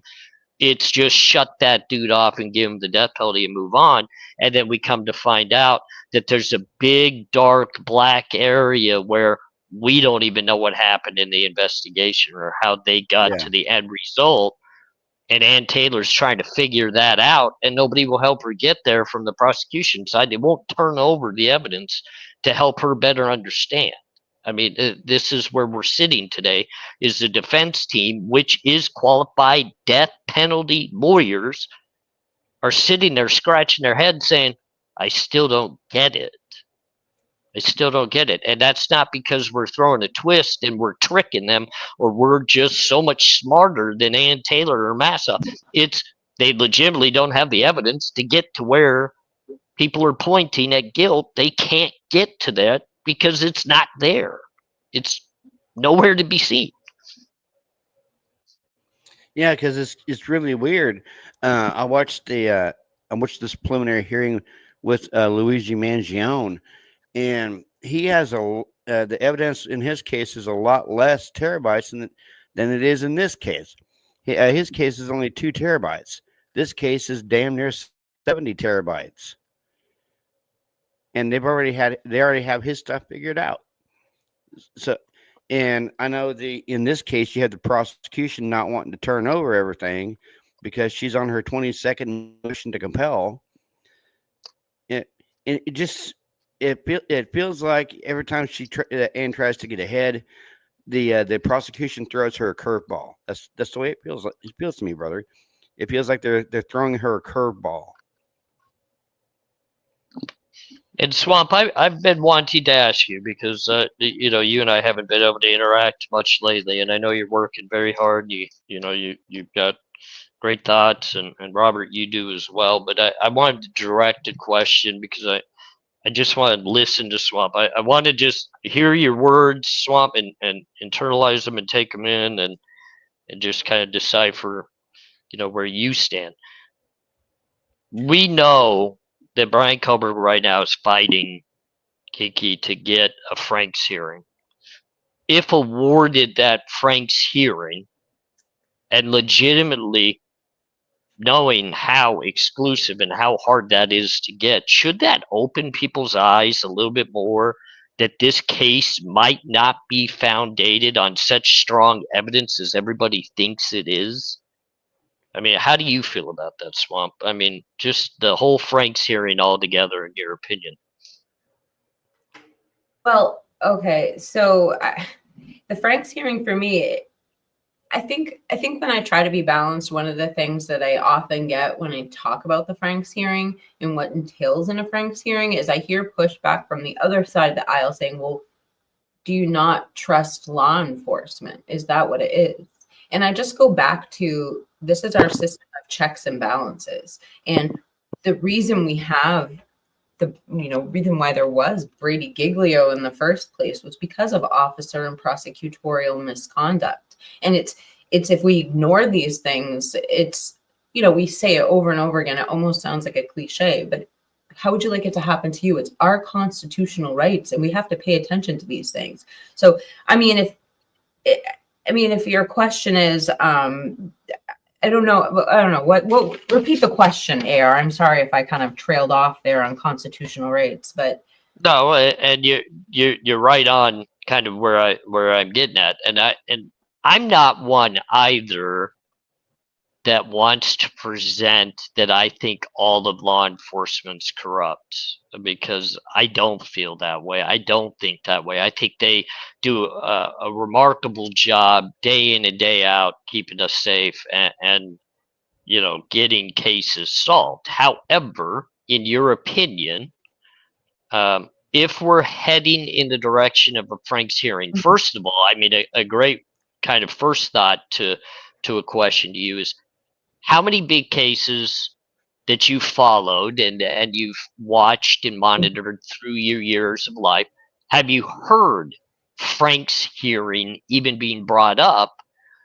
And would that worry you in a case like this, if it does actually get granted, in your mind, knowing how little it really is? Wouldn't that kind of open your eyes that maybe there's a problem? Well, yeah, and it's an interesting question because the answer is actually no, but I will preface that by saying, because the times where I have heard about evidence being thrown out or corrupt, it never got to a Franks hearing. The trial was mistrial. You know what I'm saying? So it's like, I actually haven't heard of Franks hearing because I feel like when you hear about those things, cases typically get tossed before the hearing. Am I not right on that? Or I mean, I'm thinking back to the Rust trial specifically, just something fresh in my memory that I've seen, that happen. Yeah, I mean, typically you're not over 2 years in and it just coming to light to where they're heading just months away from trial, and now all of a sudden we got to decide whether there's dishonesty in the investigation. Because you're right, everything I've seen would be dismissed in less than a year, like less than 6 months most times, because they go, oh shoot, we got some situations here, we need to launch more investigation into the actual investigation. Like, we got to find out what's going on here and where we went awry. And in this case, it's like it's almost split, where there's two trials about ready to happen, if that makes sense to you, Robert and Swamp. Like Yeah. two trials about ready to happen. We're going to have a trial before the trial where law enforcement's going to go on trial. And then if that pans out with a not guilty verdict in that trial, then we'll actually head to the Brian Koberger trial, where what happens if there's a guilty verdict in the Franks for law enforcement lying? Will Hitler actually say, well, that ends this, then I gotta let him go? Or is he gonna say, well, let's take it to trial anyway, and we'll just clean this mess up, and I'll throw out some of this evidence. We'll keep some of the evidence. We'll throw out some of the evidence, and then, we'll move forward. That's scary, isn't it? It is, and I think that's exactly what would happen too. I just don't see the trial getting thrown out. I see them putting sanctions, but couldn't you see though somebody getting thrown off the case, maybe, or having a new prosecutor coming in, or I mean, you know what I mean? There is so much that could affect the case. Just looking at the genetic information. I mean, I don't know if the probable cause will get thrown out, but just like the issues with the chain of custody and the DNA might arise, especially when you start talking. Let me take exactly what you just said, Kiki, because that's a great point. And I'm going to redirect some at Robert because I want him to get involved on this too.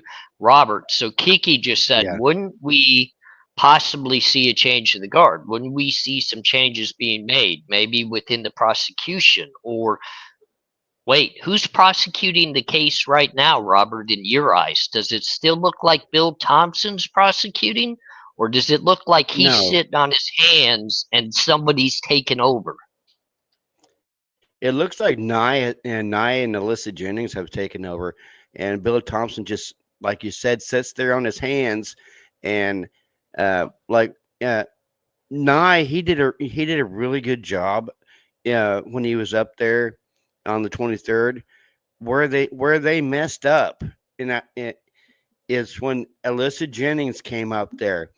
And then she tried to add that third cell tower, and we all heard what Judge Hitler said about adding that third cell tower. And the whole time she was talking, you could see Bill Thompson turning purple. I don't understand why they sent her up there and they didn't send Nye back up there, because Nye was much more effective than Jennings. Well, Nye is much more prominent, but now I'm going to direct back to you, Kiki, because you're the one that started this little conversation about the change in the guard. Remember, think back, because I know you're a researcher. Think about all the motions and the documents that have been filed. What did Bill Thompson file to get added to the team of the prosecution? He put in a motion to the court requesting something. Yeah, that's a good point. You remember? No, I do remember. And back in September, when Bill Thompson tried to get the lead DA, was it district attorney for the county, Ada County, or it might have been for the state of Idaho, to be on the prosecution team, and he wanted them added on. He didn't want a change in guard. He literally wanted the big guns added onto the case. And the judge was like, well, you got to justify why we're going to have this type of imbalance between defense and prosecution. But when you bring that up, that turns the wheels in my head. I'm sure you're going to go where I was going to go. So and just remember, they haven't denied that motion. I thought they did. No, I thought he denied it. No, they didn't deny that motion because Hitler can't deny it. That motion cannot be denied because now that this case has been moved over to Ada County, they can bring in the big guns. Bill Thompson's no longer the lead prosecutor. He's still tied to this case, but they can bring in the bigger guns because Jeff Nye is one of the lower level big guns, and he can request for higher up than him to come on to the case. I'm telling you right now, when we get into trial, you won't see Jennings. You won't see Bill Thompson. You're not going to see them. You're going to see Jeff Nye is going to speak, and there will be somebody bigger than him that's going to do the opening statements. He's going to do the direct cross-examination of all of the defense witnesses, and then he'll make the closing statement where Jeff Nye will handle the prosecutionary witnesses and the rebuttals. And you're going to see the big boys in that courtroom. You're going to see the big boys in there. So, I mean, I guess the point doesn't even matter anymore that I was going to make, which was if this Franks hearing would be to take somebody off the case or get it changing the guard. I mean, they already have their team lined up, it sounds like. And Yeah, there's no taking anybody off the case. Now, the sanctions aren't going to be to remove people. The sanctions are going to be to remove possible evidence that's able to be presented at trial. But that also ties right back into the suppression hearing and motions and everything that goes with that. It's all one big circle. So, I mean, we're going to see either a lot of dominoes fall that are going to be very directly impactful for the defense, or this judge is going to put his foot down and none of it's going to even matter. well, okay, what I was thinking though is like that subpoena Ducas Tecum, and then we had the 20-second supplemental request for discovery. And so it just makes me think, like, with that subpoena Ducas Tecum, it carries criminal charges if you don't give the information they're requesting. And then we saw the 20-second supplemental request for discovery. So my question would be, if they're not handing over the evidence and they had that serious, subpoena, could we be looking at, when I say changing a guard, I'm literally thinking, is somebody going to get criminal charges in this because of that? I don't know. Absolutely not. No chance. No chance. That answers that question. Who conducted the actual investigation? Who did the investigation? Well, I think we're learning. Wasn't Brett Payne? Well, Wasn't no. Brett Payne the The lead Fed, investigator? yeah, he was. But who actually conducted the investigation? Who went out and did the IGG? Who went out and really kind of led in the grand jury behind it was the feds. yeah. The feds. That's Yeah. It's a whole nother ball game, guys. If you want to peel information out of the feds, if you want to go after the feds for any wrongdoing or misdoing, good luck. Good luck. They Yeah. don't even have to come to court and testify if they don't want to. It They don't kind have of to do anything. it goes back to that ambiguous statement from Anne that we've seen so many times in sound bites, where she's like, can you just explain how when the feds came to Othram, the data was doubled? And I've asked that question and I haven't had like a good answer. I don't know. And I'm not asking it on my own. I'm just asking the question the defense attorney brought up in court and seeing if anyone can answer me. And I brought it Well, up. 12 Gauge is still here, but I brought it up in 12's chat the other day. And then I actually asked a few other creators who lean towards, who are admittedly guilters. And nobody really gave me an answer on that. Nina gave a great answer on the difference between the SMP and the STR profile and how one has a larger data file. But that's not what Anne was referencing in court. So I don't know if anyone has any thoughts on that in the chat. I'd love to know too. I really posed that question to a lot of people. What did she mean by that? Other than But exactly. do you want to know the answer you're going to get to it? Not from the chat, but when we get to trial, you want to know what the answer is going to be to that and the importance of it. What? So Okay. when we get to trial, there will be no importance and you'll get no answer because it was done by the feds and they will give you no information. That's why it's all in the dark. And you know what the bad thing about that is? The state judge, Hippler, can't do anything about that. He either has to dismiss all of the DNA or he's just got to let it go. And he is not dismissing the DNA. Doesn't sound He like it. will not dismiss the DNA. It's not going to happen. Should he? Absolutely. But he won't. And who can he sanction from the state side for doing anything wrong where it's clearly stated, even out of Ann Taylor's mouth? I mean, Robert, think about it. You heard it just like I did. Ann Taylor clearly stated it went from the Idaho State Lab to Othram and from Othram to the FBI. Yeah. You can't sanction the Idaho anything. They had nothing to do with it. Their investigation came from a tip they got phoned into them, and they ran with that. So you're going to sanction Do you them think? for following up on a tip? No, you can't. You can't. Uh, now I've heard this. I don't know what the validity is. That the FBI was the ones that phoned the tip in on as far as the IGG. I think we've all Yeah, heard after that. they Kiki, you've heard that as well, right? Actually, yeah, I think I've heard that right out of Jay Logston's mouth. Or not in his mouth, out of his pen. You know what I mean? When Yeah. in that document in December where he said that they found the state found Brian Kohlberger, and state could mean it could mean every all of them, you know, ISP, feds, everyone together, but the state found Brian Kohlberger on the 19th. And I think that he was inferring that the feds gave the tip on the 19th. That's when they got the IGG results, according to Logston. I don't know. We know that that's when the tip came in, as far as I know. I have so many questions on that timeline as well.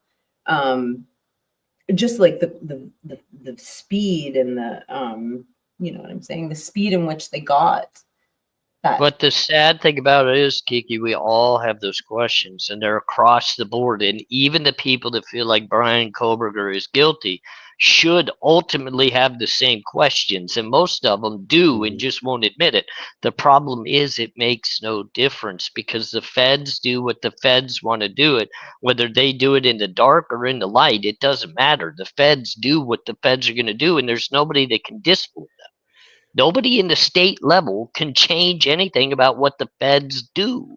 And that's what's most scary about it. And this comes from a guy, look, Robert, Kiki, I have the equal amount of charges and you know, courtroom time and jail time and penitentiary time in both the state and the feds.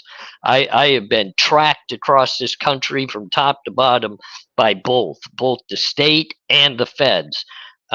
I knew my state charges only had a certain criteria where they could extradite me. So if I got on one side of that Mississippi River, they couldn't do it. But the one thing I didn't know is, oh, shoot, the feds opened up a grand jury against me and they went ahead and moved forward with some bogus charges to get me back into their possession, get me back to the state where I had the state charges. And then the feds would just miraculously drop charges. And now I'm in the state's hands. I see. So there's just so many things that unfortunately we, the taxpayers, we, the citizens, even those that want justice and they want guilt and they want all of this, they in their minds know things are done incorrectly and this should be a major issue, but they just won't bring it to light. And that's because they want people like Brian Kohlberger to be guilty for the emotional side of things, for the families, for everything to tie together and make sense. When at the end of the day, it's mind boggling because none of it actually makes sense because the feds can't produce anything to make it make sense. It's not there, and it never will be. So now what do you do? Yeah, true. You know, what's the name? Blum, yeah, talked about this video that was released last week, and right towards the end, now mind you, it's dark out, okay, but you could clearly see them taking the bodies out. But yeah, but it's so dark and so blurry. You could see someone coming down the stairs. You know, with a gurney, and you could clearly see a body bag on it. Uh, but I don't know I how don't. that's possible.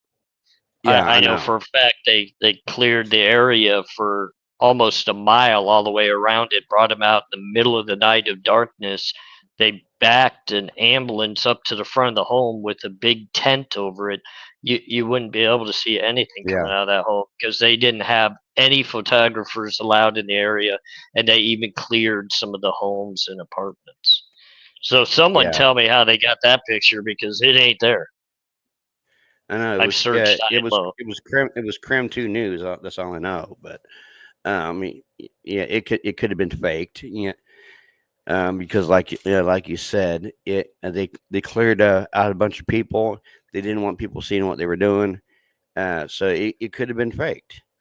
And Well, you know, I happen to get to know somebody that lives in that very area, because I believe people probably know I visited that area a while back. And, people do talk and you do shake hands. And when you're polite and respectful, you get to meet people and they give you what they know. And they were evacuated from their home out of the area while it happened. And it took over an hour and a half and it was done and it was over. And trust me, there were no cameras, there were no pictures.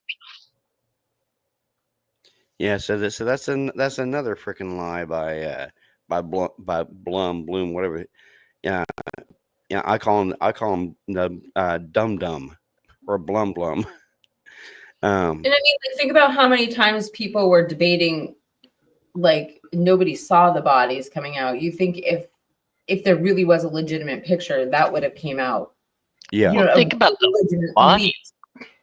Think of the money that people would make off of that. yeah, The money that they could sell those pictures to any network, any newspaper, any magazine, even people like us. Hell, if somebody told me, hey, dude, I got a perfect picture of the crime scene, like legitimately, I'll give it to you first. I would find a way to get enough money to get that picture so I'm the one that had it. You know what I yeah, mean? Yeah. Because I would know how to flip that picture back and There's make so much money from other people.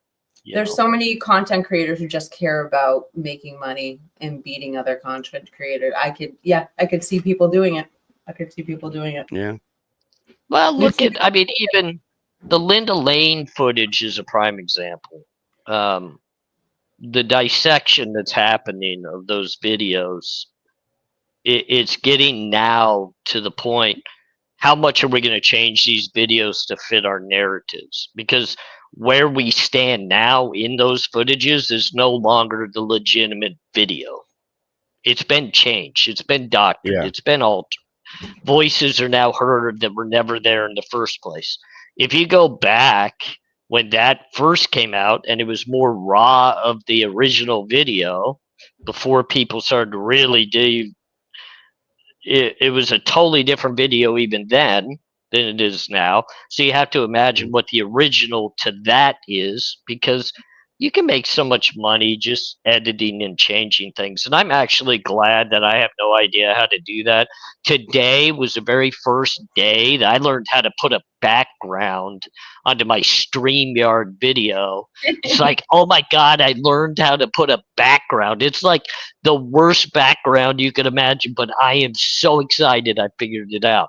So to me, it's like, I don't take a lot into these things anymore. When people tell me, well, I got pictures of this, I got video of that, that doesn't mean anything to me anymore, because all that could be just edited and goofballed. That means nothing. Yeah, just like Victorine just said, I feel like it's the ink block test. That Linda Lane footage, now I see Bigfoot and giraffes. There's so much that goes into it now, and I'm not even trying to like doubt or put anybody down for the work that they're trying to do. I'm just saying, at this point, it's legitimately, we're getting kind of desperate and a way to change things for narratives. That's why I'm proud to say, and I think you guys are the same, I don't have a narrative. I don't have one. I don't need one. You know what? People come over here to listen to me because I just share my opinion and my thoughts, and I just kind of think out of the box a little bit. I'm not trying to give you a narrative. I don't know what a narrative is. I don't know what the hell happened. I wasn't there. I don't know any of those people. I didn't hang out with them. We didn't go have beers. I don't know. I don't know who got angry at who or who did what, but I can tell you from looking at what we see, I can tell you this is a horrifically bad crime that's got a lot of emotion, whether it be hate or something deep down caused this. And I hope one day we learn what caused it so we can help others not feel that way and do stuff like this. I mean, I don't know, but I don't need to go create a narrative. And if you think about the blood within the home, and I was going to do a video on this, but I'll break a little bit of what I was going to say. That blood within the home, do you know how easy that is to test with these theories that criminals are the most Yeah. prominent to be able to commit a crime like this because they got experience. And I'm not going to debate. Like a criminal like myself, I could easily get into a home. I easily can get angry and turn to violence. I'm not afraid to be violent. So when people say, hey, a criminal could really be someone that could commit this, yes.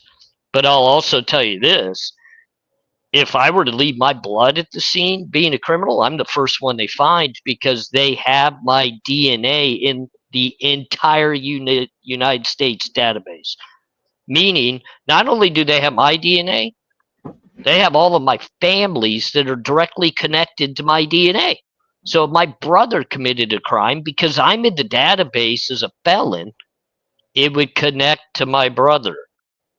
It would show a hit. Does that make sense? Like, Yeah.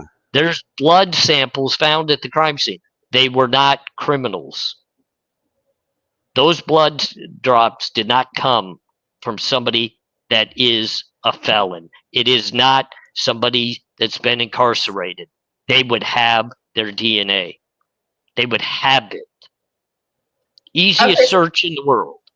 so let me Yeah. ask you a question. So if you were a journalist who's been covering mysteries and crimes since the 70s, okay, you would probably know that information, and you wouldn't say something so silly as that a criminology student somehow found like a vial of untraceable, unidentifiable blood that he got. What a silly thing to say. Like, Well, and the point he was, his theory, his thought process was Brian Koberger would go leave two separate DNA samples at the crime scene that could legitimately point at two other people outside of himself. So it would get the heat off of him and go to whoever's blood that was. Jesus Christ. I mean, how stupid do you have to be? I mean, you know what I mean? It's just logistically, you not only have to find this, like, let's just put a hypothetical out there. You'd not only have to find the hypothetical vial of blood, but you'd have to find like a clean donor. Like somehow Right. somebody that Well, is not POTUS. Like, it's so ridiculous. Like, Well, I mean, even on top of that, you would have to know 45. that, just like Bill Thompson stated, there's no even testing done on it. So how are you going to know that you're going to throw blood at this crime scene? They're not even going to test it. Right. But even more so on top of that, and look, I think everybody knows, I fight that I feel, in my opinion, that there's a good chance Brian Koberger did not commit this crime. But I'm going to make this statement. So he's going to bring in these vials of blood in this very short time frame, go around the house having time to put it around the house. Like, he's going to take time to drop the glove, throw blood on the handrail. He's going to make sure and leave a footprint coming out of Dylan Mortensen's room. He's going to do all these things. And then he's going to leave a sheath placed up on the bed upstairs with his own damn DNA on it. His own damn DNA. I mean, come on. Seriously, you go through all this work, you drive your car to the scene, you bring your cell phone with you, whether you got 2 numbers, 8 numbers, 52 numbers, whatever it might be, and then you leave your sheath at the crime scene, and you leave a trail that you ordered on. No, come on. No. But remember, he was also building bombs. So, I mean, he broke into the chem lab on his way to commit this crime because he had so much time that, on his way to do a quadruple homicide, he had time to build a bomb or at least stop to try to get the materials to do so. He stopped by the grassy knoll on the way there. Well, he went to the lake. He met, a couple of people over at the lake to do some drugs. I mean, come on. The stories, if we were to line them all up and just take bits and pieces of every narrative, if you gave me a bits and piece of 20 people's narratives that went into this case, I would write you the #1 best-selling fictional horror murder book you could ever imagine. I don't know if you guys have read my writing at all, because I have some on Facebook where I created a page where I have some of my writing on there. But it's like, if I wanted to get involved with some of these narrative creations of stories. I could be up there with the best of them because I actually have some background that I could use the knowledge of that background and intertwine it into my story so it makes better sense. Like I would know that if an affiliation was involved in this crime, they're all in the database. They're all DNA is in the database. Do you want to know why? Because the white supremacists do not recruit anybody outside of the penitentiary, meaning to be involved, you had to have done prison time, which means they have your DNA. They have every one of our DNAs, every one of us. My DNA is smeared in every database across this universe. If I went to Walmart and peed on the floor and said I didn't do it, they would have me nailed. Like I'd be done. Doesn't matter where. So I had to mute my mic. I had to mute I had to mute my mic because I was laughing so hard. well, I I'm know. just being real. I mean, it's just the realness of it all. And I try to keep my mouth shut because I really don't want drama and I don't want to create any. And I don't want to be one of those creators that like is a reaction creator. I'm not going to go there. Like, I'm not going to be that. But there is legitimate common sense that goes into these Yeah. things. There really is. Okay. And I hate to state it this way, and I'm not referring anybody's guilty or not guilty. Brian Koberger would be deemed more guilty in my mind than any prison gang member that would have their DNA in the actual database already, and law enforcement is in the area trying to hem up one of the biggest affiliated groups in the country. They're trying to round them all up, but they're going to let some of them off on a quadruple homicide just off of a college campus, all because a couple of them were informants. Come on.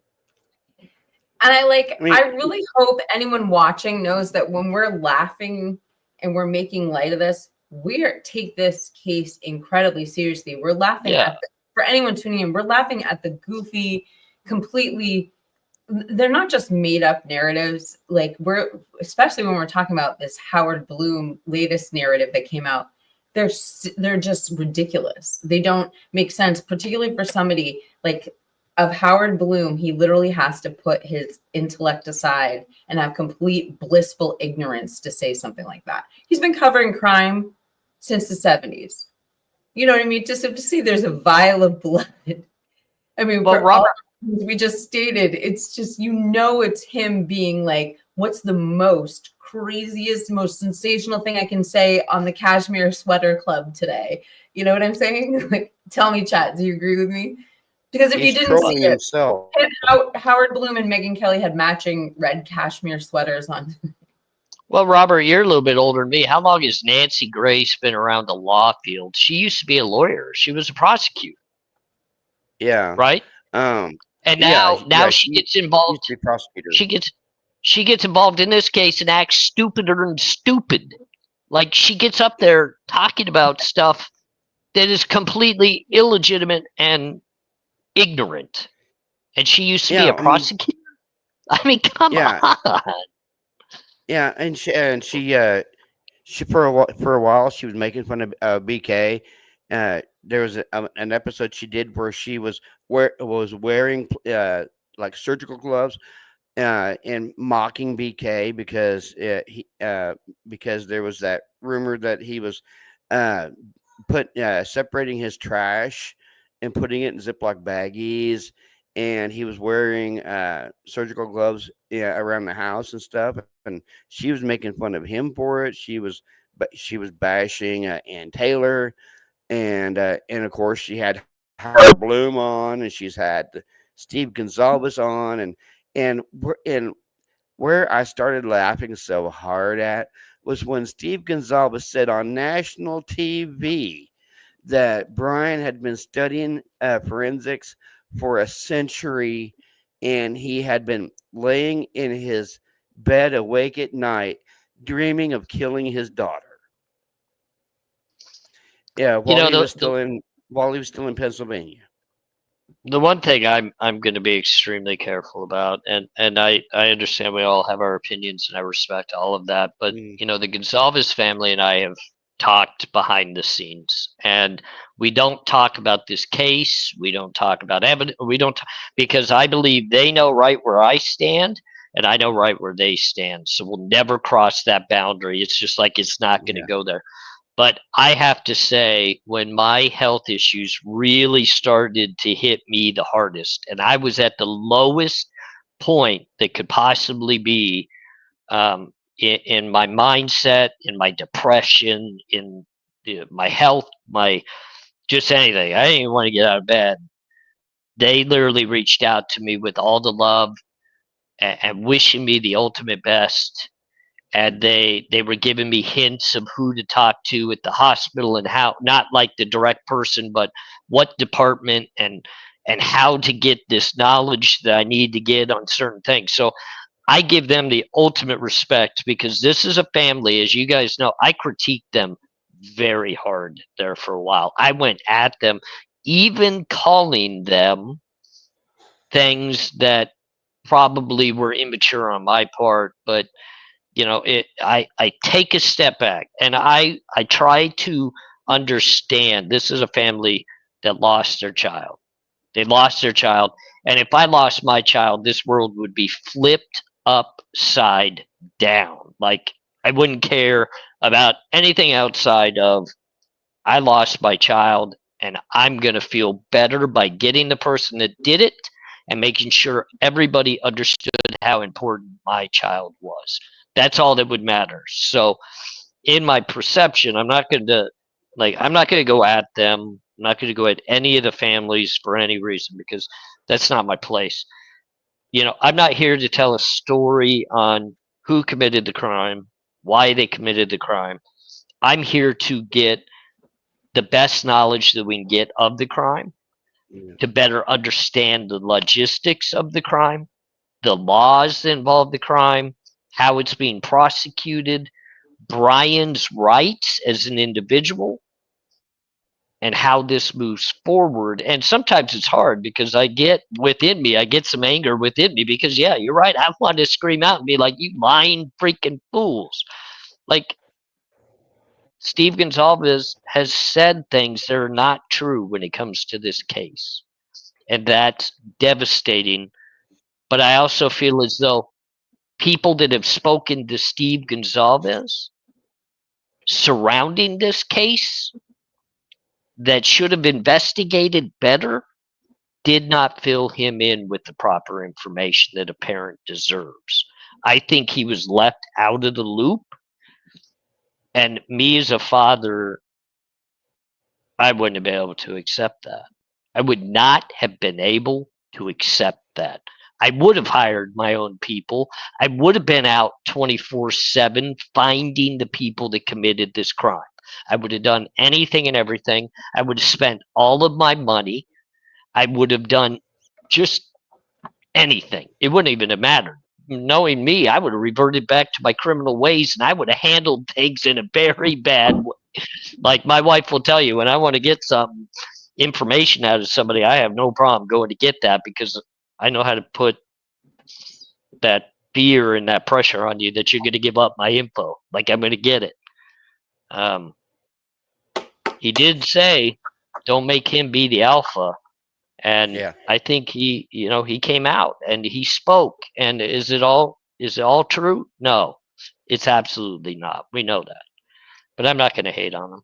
I'm not going to hate on him. And I don't like the fact that, the constant support, when I know financially maybe you don't need all that support, or it doesn't actually cost that amount of money, but I'm not going to put him down for it. Just I've really chosen a path that I feel comfortable with, and I hope people respect me for that, because I'm going to stay very strict to that. And I want to carry that, not just in this case, but I want to carry that forward in anything that I talk about, that I'm very careful, when discussing very touchy situations like that. Well, I wasn't trying to attack Steve G. It was just, No, I know you were. I know you weren't. yeah, it was just, it was something that he had said on Nancy Grace, which, yeah, I was trying to, yeah, I mean, I thought it was funny at the time, um, because how could Brian be studying um, forensics for a century, and that was kind of funny to me. And I mean, yeah, I wouldn't know what to do if something like something like that happened to one of my kids. Because I have my 9 year old, and then I have a 25 year old stepdaughter about to be 25, and then I have a 21-year old daughter and a 20-year old daughter. I don't know exactly what would happen. What I would do as a father if something like that happened to one of my kids. Um, yeah, I would probably, like Steve said, don't make me be the alpha. Um, I wouldn't know what to do. I mean, I would want the person who done it locked up, but at the same time, I would want to make sure that it's the right person, and not just snatch somebody off the street, and that they're being blamed for doing it when they actually didn't do it. That's not justice for my kid. You know. But you gotta realize too, in an emotional, chaotic state, you're not gonna have the time to think all of that out. You're gonna react, and I get it. Initially, I would be more accepting of the wildness within the statements, and I want people to fully understand. Like, I don't agree with false information being spoken upon 2.5 years after the fact in Yeah. this case. You should be able to decipher now where we're at, watching everything, because they're seeing the exact same thing we are. It's being Yeah. presented in the court of law before all of us to see. I know we haven't been able to see everything, but we are beginning to see things. And as Yeah. we see that, they're seeing that, and a critical mind, an open mind, should say, oh, we've got a problem here. Like, I want my daughter to have an open case, a case that's going to be solved, not one that's going to end in a cold case because one, the investigation didn't go appropriately or wasn't done correctly. Two, it ends up in a mistrial with no capability of trying anybody else. Trying Or a hung anybody jury. else is out the right. Trying anybody else at this point is out the window, guys. It's gone. Can't do it. Crime scene's gone. They got the evidence that they got, which doesn't seem like much. They're presenting it as it's all Koberger. They can't now get a case dismissed against Koberger and go back into a judge and say, by the way, I need to get an arrest warrant based on the same evidence we had before that we clearly stated added up to that person, but now we want it to add up to that person. Because if they had that evidence right now, they would have utilized it. That doesn't mean Yeah. they're not actually investigating other people. They probably are. But where we sit right now, do either one of you, Kiki, Robert, feel like they would have substantial, strong evidence against anybody else outside of the blood that was found inside the home that was never claimed to be tested?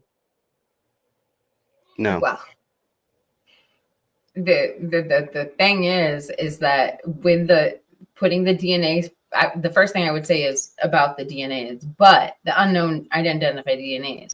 But the other thing we don't know is exactly what the deal is with, and I don't know if you guys feel the same way as me, but the deal with the DoorDash driver, like this part of the puzzle is so incredibly mysterious to me. And I wonder if this is what role this plays in the case, because the DoorDash driver ironically was there when the crime started.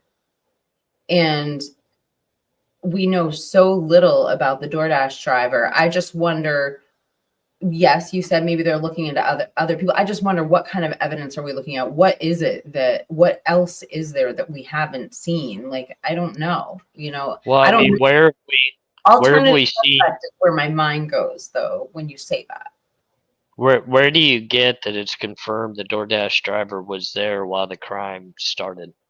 405, just the PCA account. I don't have any Yeah, confirmation. probable You mean that affidavit. garbage probable, yeah, that probable cause that's now been deemed irrelevant, and even Ashley Jennings just tried to push it completely out at these last hearings because she knows it's worthless and full of holes. She even stated, well, that's what we felt at the beginning of this, but now through our investigation, we realize that's really not true.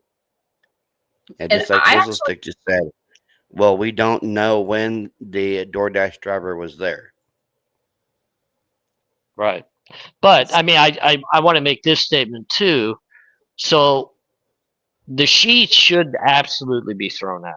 I mean, there's no doubt about it that Brian Koberger's DNA in this case should be absolutely thrown out. Whether it will be or not, who knows? This is a whole case of this should have zero sheath DNA involved in this case, meaning no buccal swab, nothing to match it to, no Brian Koberger DNA at all in this case. That would mean if you had to go to trial, the only DNA that you could speak of is the two DNAs, blood samples found at the crime scene that were never tested. And the only people that would want to discuss that would be the defense. So, of course, the Yeah. prosecution's going to do everything they can before trial. Limine hearings are coming up, and they're going to try to exclude that information because guess what, guys? There's no analysis of that. There's no actual lab work done. There's nothing about that DNA that can be brought up and discussed in this court other than just a hypothetical theory, and the prosecution's going to nip that in the butt. So where do we go in this trial if we walk into this courtroom and we don't have Brian Koberger's DNA, and we also don't have any other DNA? And we know the eyewitness pretty clearly stated that she might have been in fantasy world and unclear of what she saw. And the other one clearly states, I don't know anything. So you don't have an eyewitness. The car is sketchy. They're trying to utilize, this traffic stop to pinpoint Brian to the phone to the car. I mean, I get what they're doing there. It's ridiculous. Legitimately, we're going to be sitting here at trial listening to experts go back and forth on ping hits on a cell phone that are bad. So it's going to be very interesting to see in this trial what leeway this judge is going to give, because let me tell you, it is so disheartening as a defendant.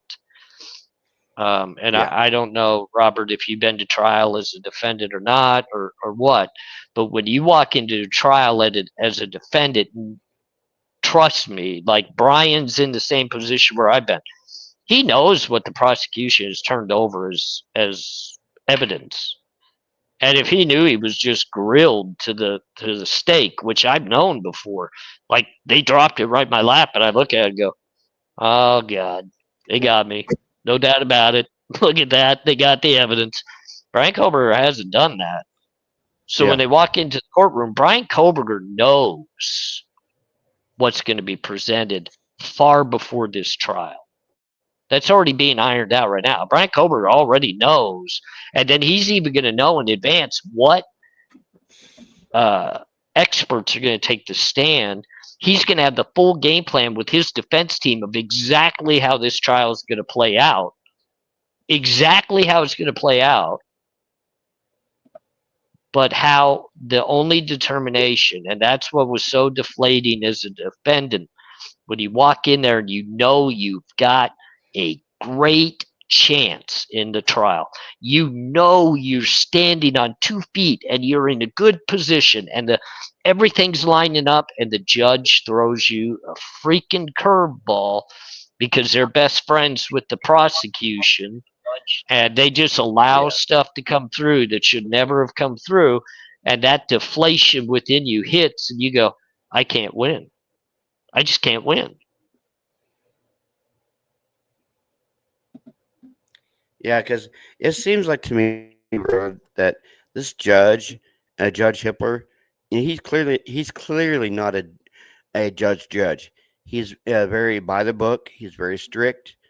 Um, Even his opening statement when they first got to Boise, I would say it's nice to meet you, but I wouldn't want to tell you a half truth.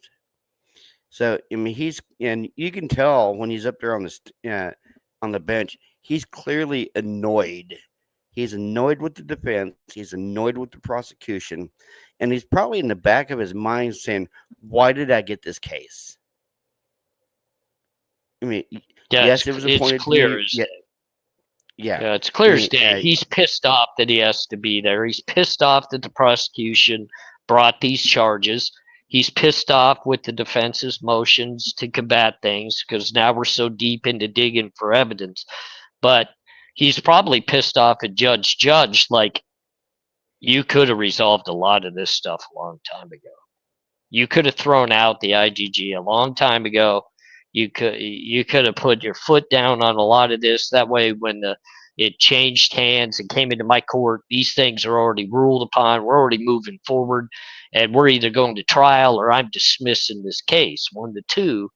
But now, I think where it sits now, like there's two directions this is going to go. The defense is going to get a big win within the Franks hearing that throws out a lot of this evidence, and then the prosecution is going to have to step up to the plate and say, you know what, we just can't move forward with this. We don't want to look like fools. We're going to step out of this and just dismiss charges. Or it's going to be left in Judge's hands, and this is going to go to trial, and he's going to put it before a jury and just let them make up their mind. And I believe our country is one of the greatest that we allow a jury of 12 people to listen to the facts and the evidence of the case and make a decision. But it also worries me based upon what direction is the judge going to give that jury. Is this going to be another Judge Gold that says you can't bring up that alternative defense, you can't mention that in the courtroom, you can't bring that up? A case that I'm working on right now is that Colin Griffith case with the 17-year-old kid that took the life of both of his parents. The jury in the second trial of where he took the life of his mother never even knew that he took the life of his father just 1 year prior. Never even knew it. Would that jury have maybe felt differently about a self-defense claim? Because that's what got him a not guilty verdict, is they deemed it was self-defense. If you already knew that he had taken his dad's life in the very same circumstantial way over not being able to play a video game, at this time it's because his mom asked him to do some chores, would the jury have maybe listened to the evidence that proved he was guilty before saying, yeah, it had to be self-defense? And what will Judge Hippler look at the defense and say, hey, I'm sorry, I'm not going to allow that in. Like, I'm not going to let you make that claim. I'm not going to let you battle that.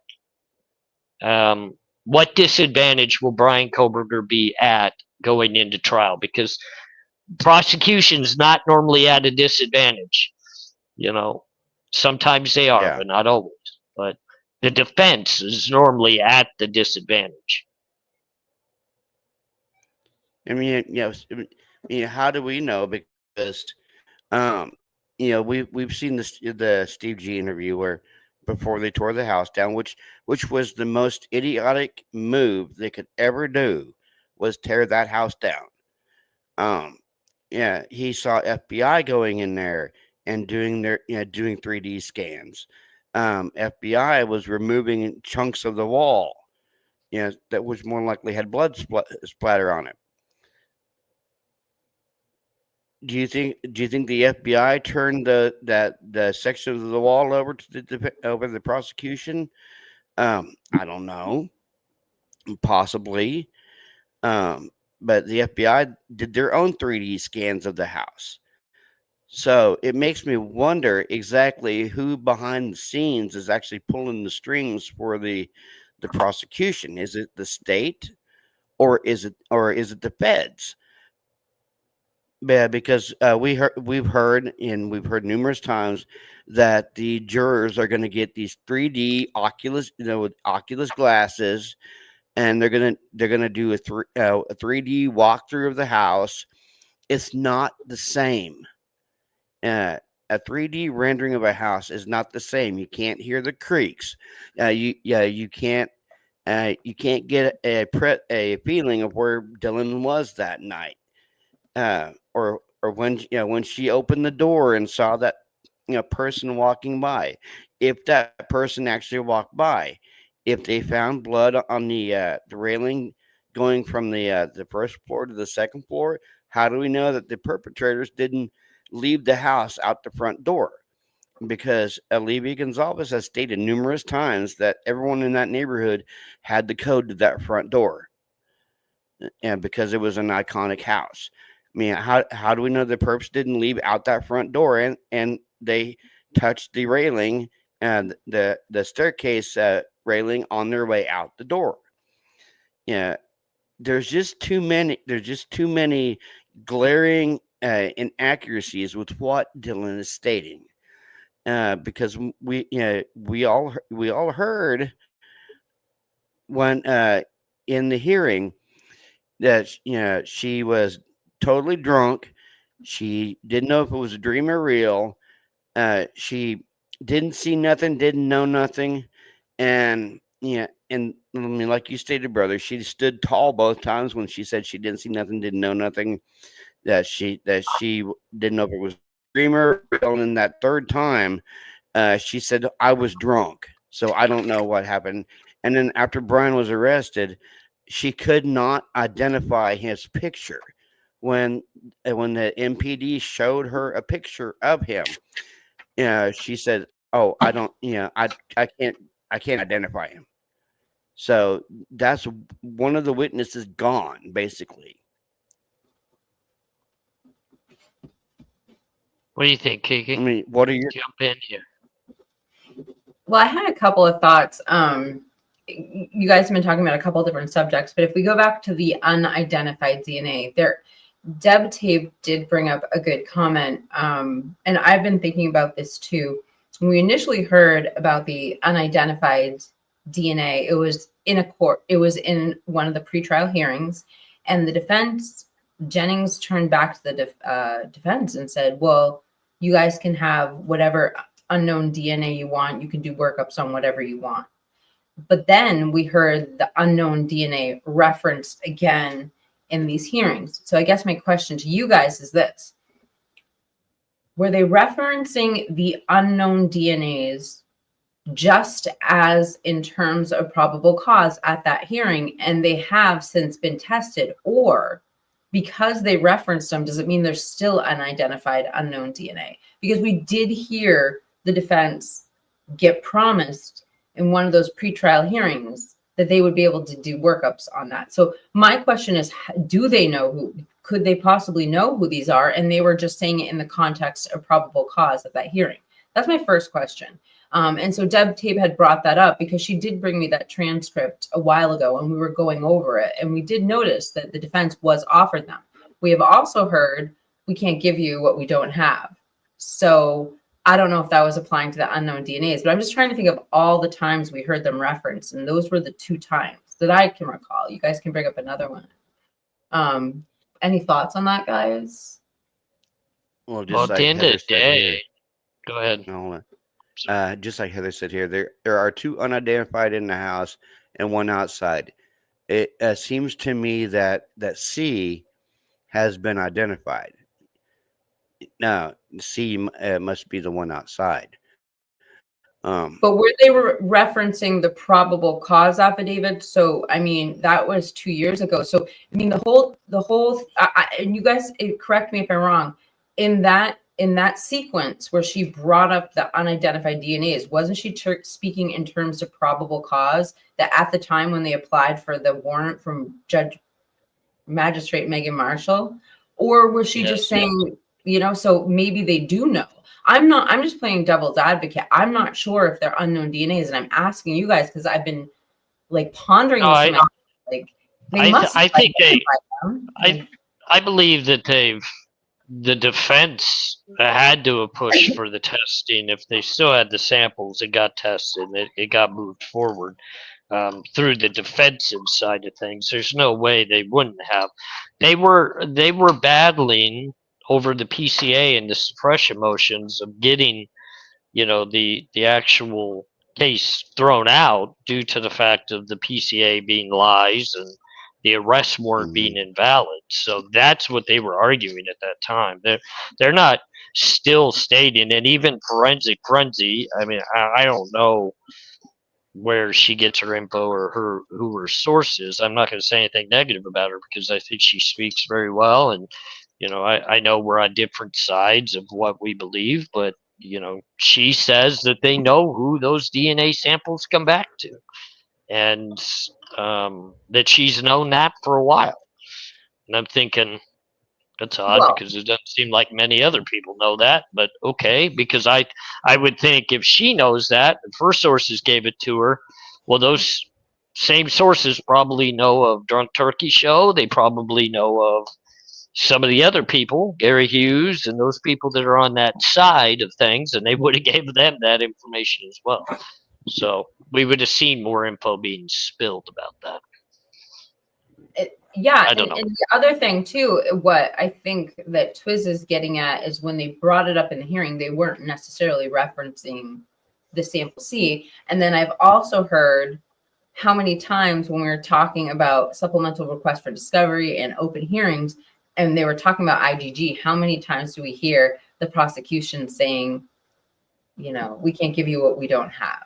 Were they referencing some of these things? I don't know, because we do know that Becca Barlow, in her affidavit that she submitted, stated that she requested the unidentified DNA and wasn't provided them.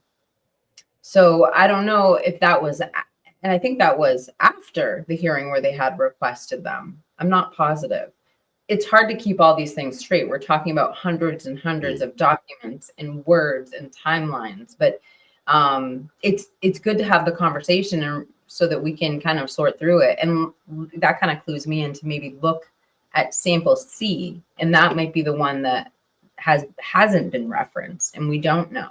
But God, I mean, can you imagine we've been following this case for 2 years if they did have 2 unidentified samples of DNA blood at a crime scene? Like, can you imagine the public safety issue if they haven't for extreme offenders out on the loose? Like, I just can't see, like, as taxpayers, that is the only thing we are asking, is that they try to take the monster off the street that created this. And it's outrageous to me to not have that explanation for years, because I just got done watching something on Netflix about, it was about a killer in Yosemite, and he had taken the wallet of one of his victims and he dropped it in like Messina, California. And so the cops knew these kids that were always, or these younger people who were always up to trouble, who had kind of like, sort of like tongue in cheek confessed to the crime. So the police said, we know our guys, and they were in jail. They're like, we know our guys, blah, blah, blah. Don't worry, everyone, you're safe. We'll come to find out they got it wrong. The forensics in the car were like a really common, like, synthetic fabric that were in like a lot of different blankets. And this killer was on the loose for an entire year until he killed again.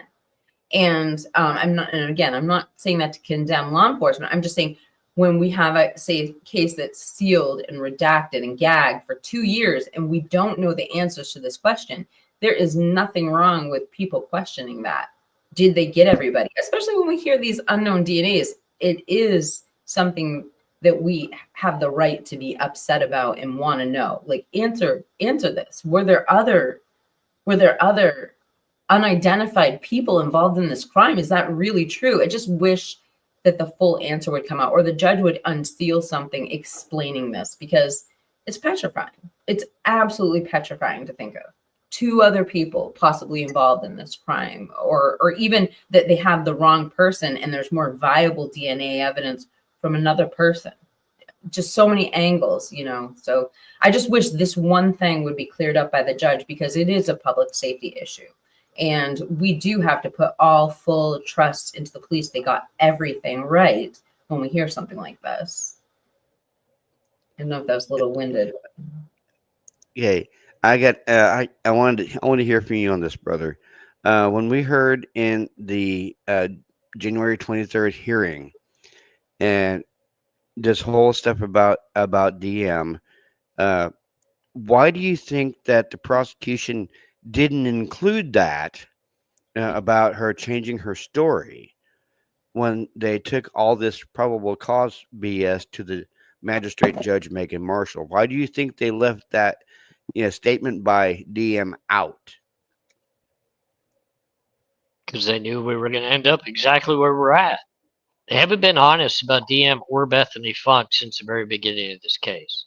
It's been dishonesty across the board from minute one. They were asleep. They were in the same room downstairs. There was always so much misinformation, and it's protective, and I get it. These are 2 young ladies that survived a horrific event within the home. I don't know whether what to think, whether they're involved, not involved. And that's why, prosecution and investigators would want to protect them, is they don't want those thoughts. They don't want people going after these 2 as if they're the criminals of the year. And, but these questions still have to be answered. And here we are. Now we're at the point. You also have to remember, some of the people involved in these investigations are known to have issues in prior investigations. I mean, you look at the, I think it's the Drake case or whatever it is there that Lana covers quite a bit. That's also Idaho. It's got one of the same officers, was one of the lead, interrogators of that case. But coming from my background, I'm used to sitting in those interrogation rooms. Let me tell you. So, like, that's second home to me, is an interrogation room. And so much happens behind those closed doors that people will just never understand. They'll never fathom it happening. I've watched them turn off the camera. I've watched them turn off the tape recorder. And then when you say, hey, did you turn that off? No, I didn't turn it off. And then it comes out later, it was completely turned off. They do janky little things, and they're going to pressure somebody like Dylan, who could potentially be their one and only eyewitness. It doesn't matter if it's fairy tales being told or whatever it might be. To them, it's information to help them solve a crime, and they're going to push that to the fullest extent to get to the point where they hear what they want to hear, and then they'll shut that down, and they'll just utilize that to get the arrest. Because at this point, everything that was utilized, whether it was right or wrong, it got him the arrest, and it got him Brian Koberger's buccal swab to match to the knife sheath. And now here we stand with the biggest battle of this case is no longer whether, the interrogations were good or this or that. It's the DNA. I mean, come on, let's all think about it. What's the most damning piece of this case? It's the DNA. And they knew they could get by with some of this sketchy stuff, because the real battle is going to come down to that DNA. So, All right, we've been live for almost it's over 2 hours, 2 hours 23 minutes. You guys want to go ahead and end it, or you guys want to go for like another 10 minutes? no, I'm good. All right. If you guys would, if you guys would, can you stick around till after the show? I don't know. That's asking me on a second date all in one show, and I'm not sure I could double date you in one night, Robert. That's a little much, man. Now, if it was Kiki asking me, I mean, she kind of has the looks. I think I might think about that one. Oh, yeah. All right. I want to thank my guests for joining me. Kiki, and then AR. Yeah, towards the end, I guess you were bored and decided to come on up. I want to thank the you wife guys. left.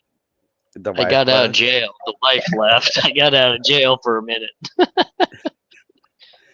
And AR, I just want to tell you, we've been brothers for, I think almost a little over a year, and we've had our ups and downs, and like brothers do. And I just want to tell you how much love and respect I have for you, and you know, we always we argue like brothers do, but we always just brush it off and keep moving forward. And I just want to tell you, I love you from the bottom of my heart, man. Got a lot of love for you too, Robert. I appreciate that. And it's crazy. And Kiki, I you love better laugh at this too. Robert, I've been closer to you as a brother than anybody I've met in my biological family. That's for sure.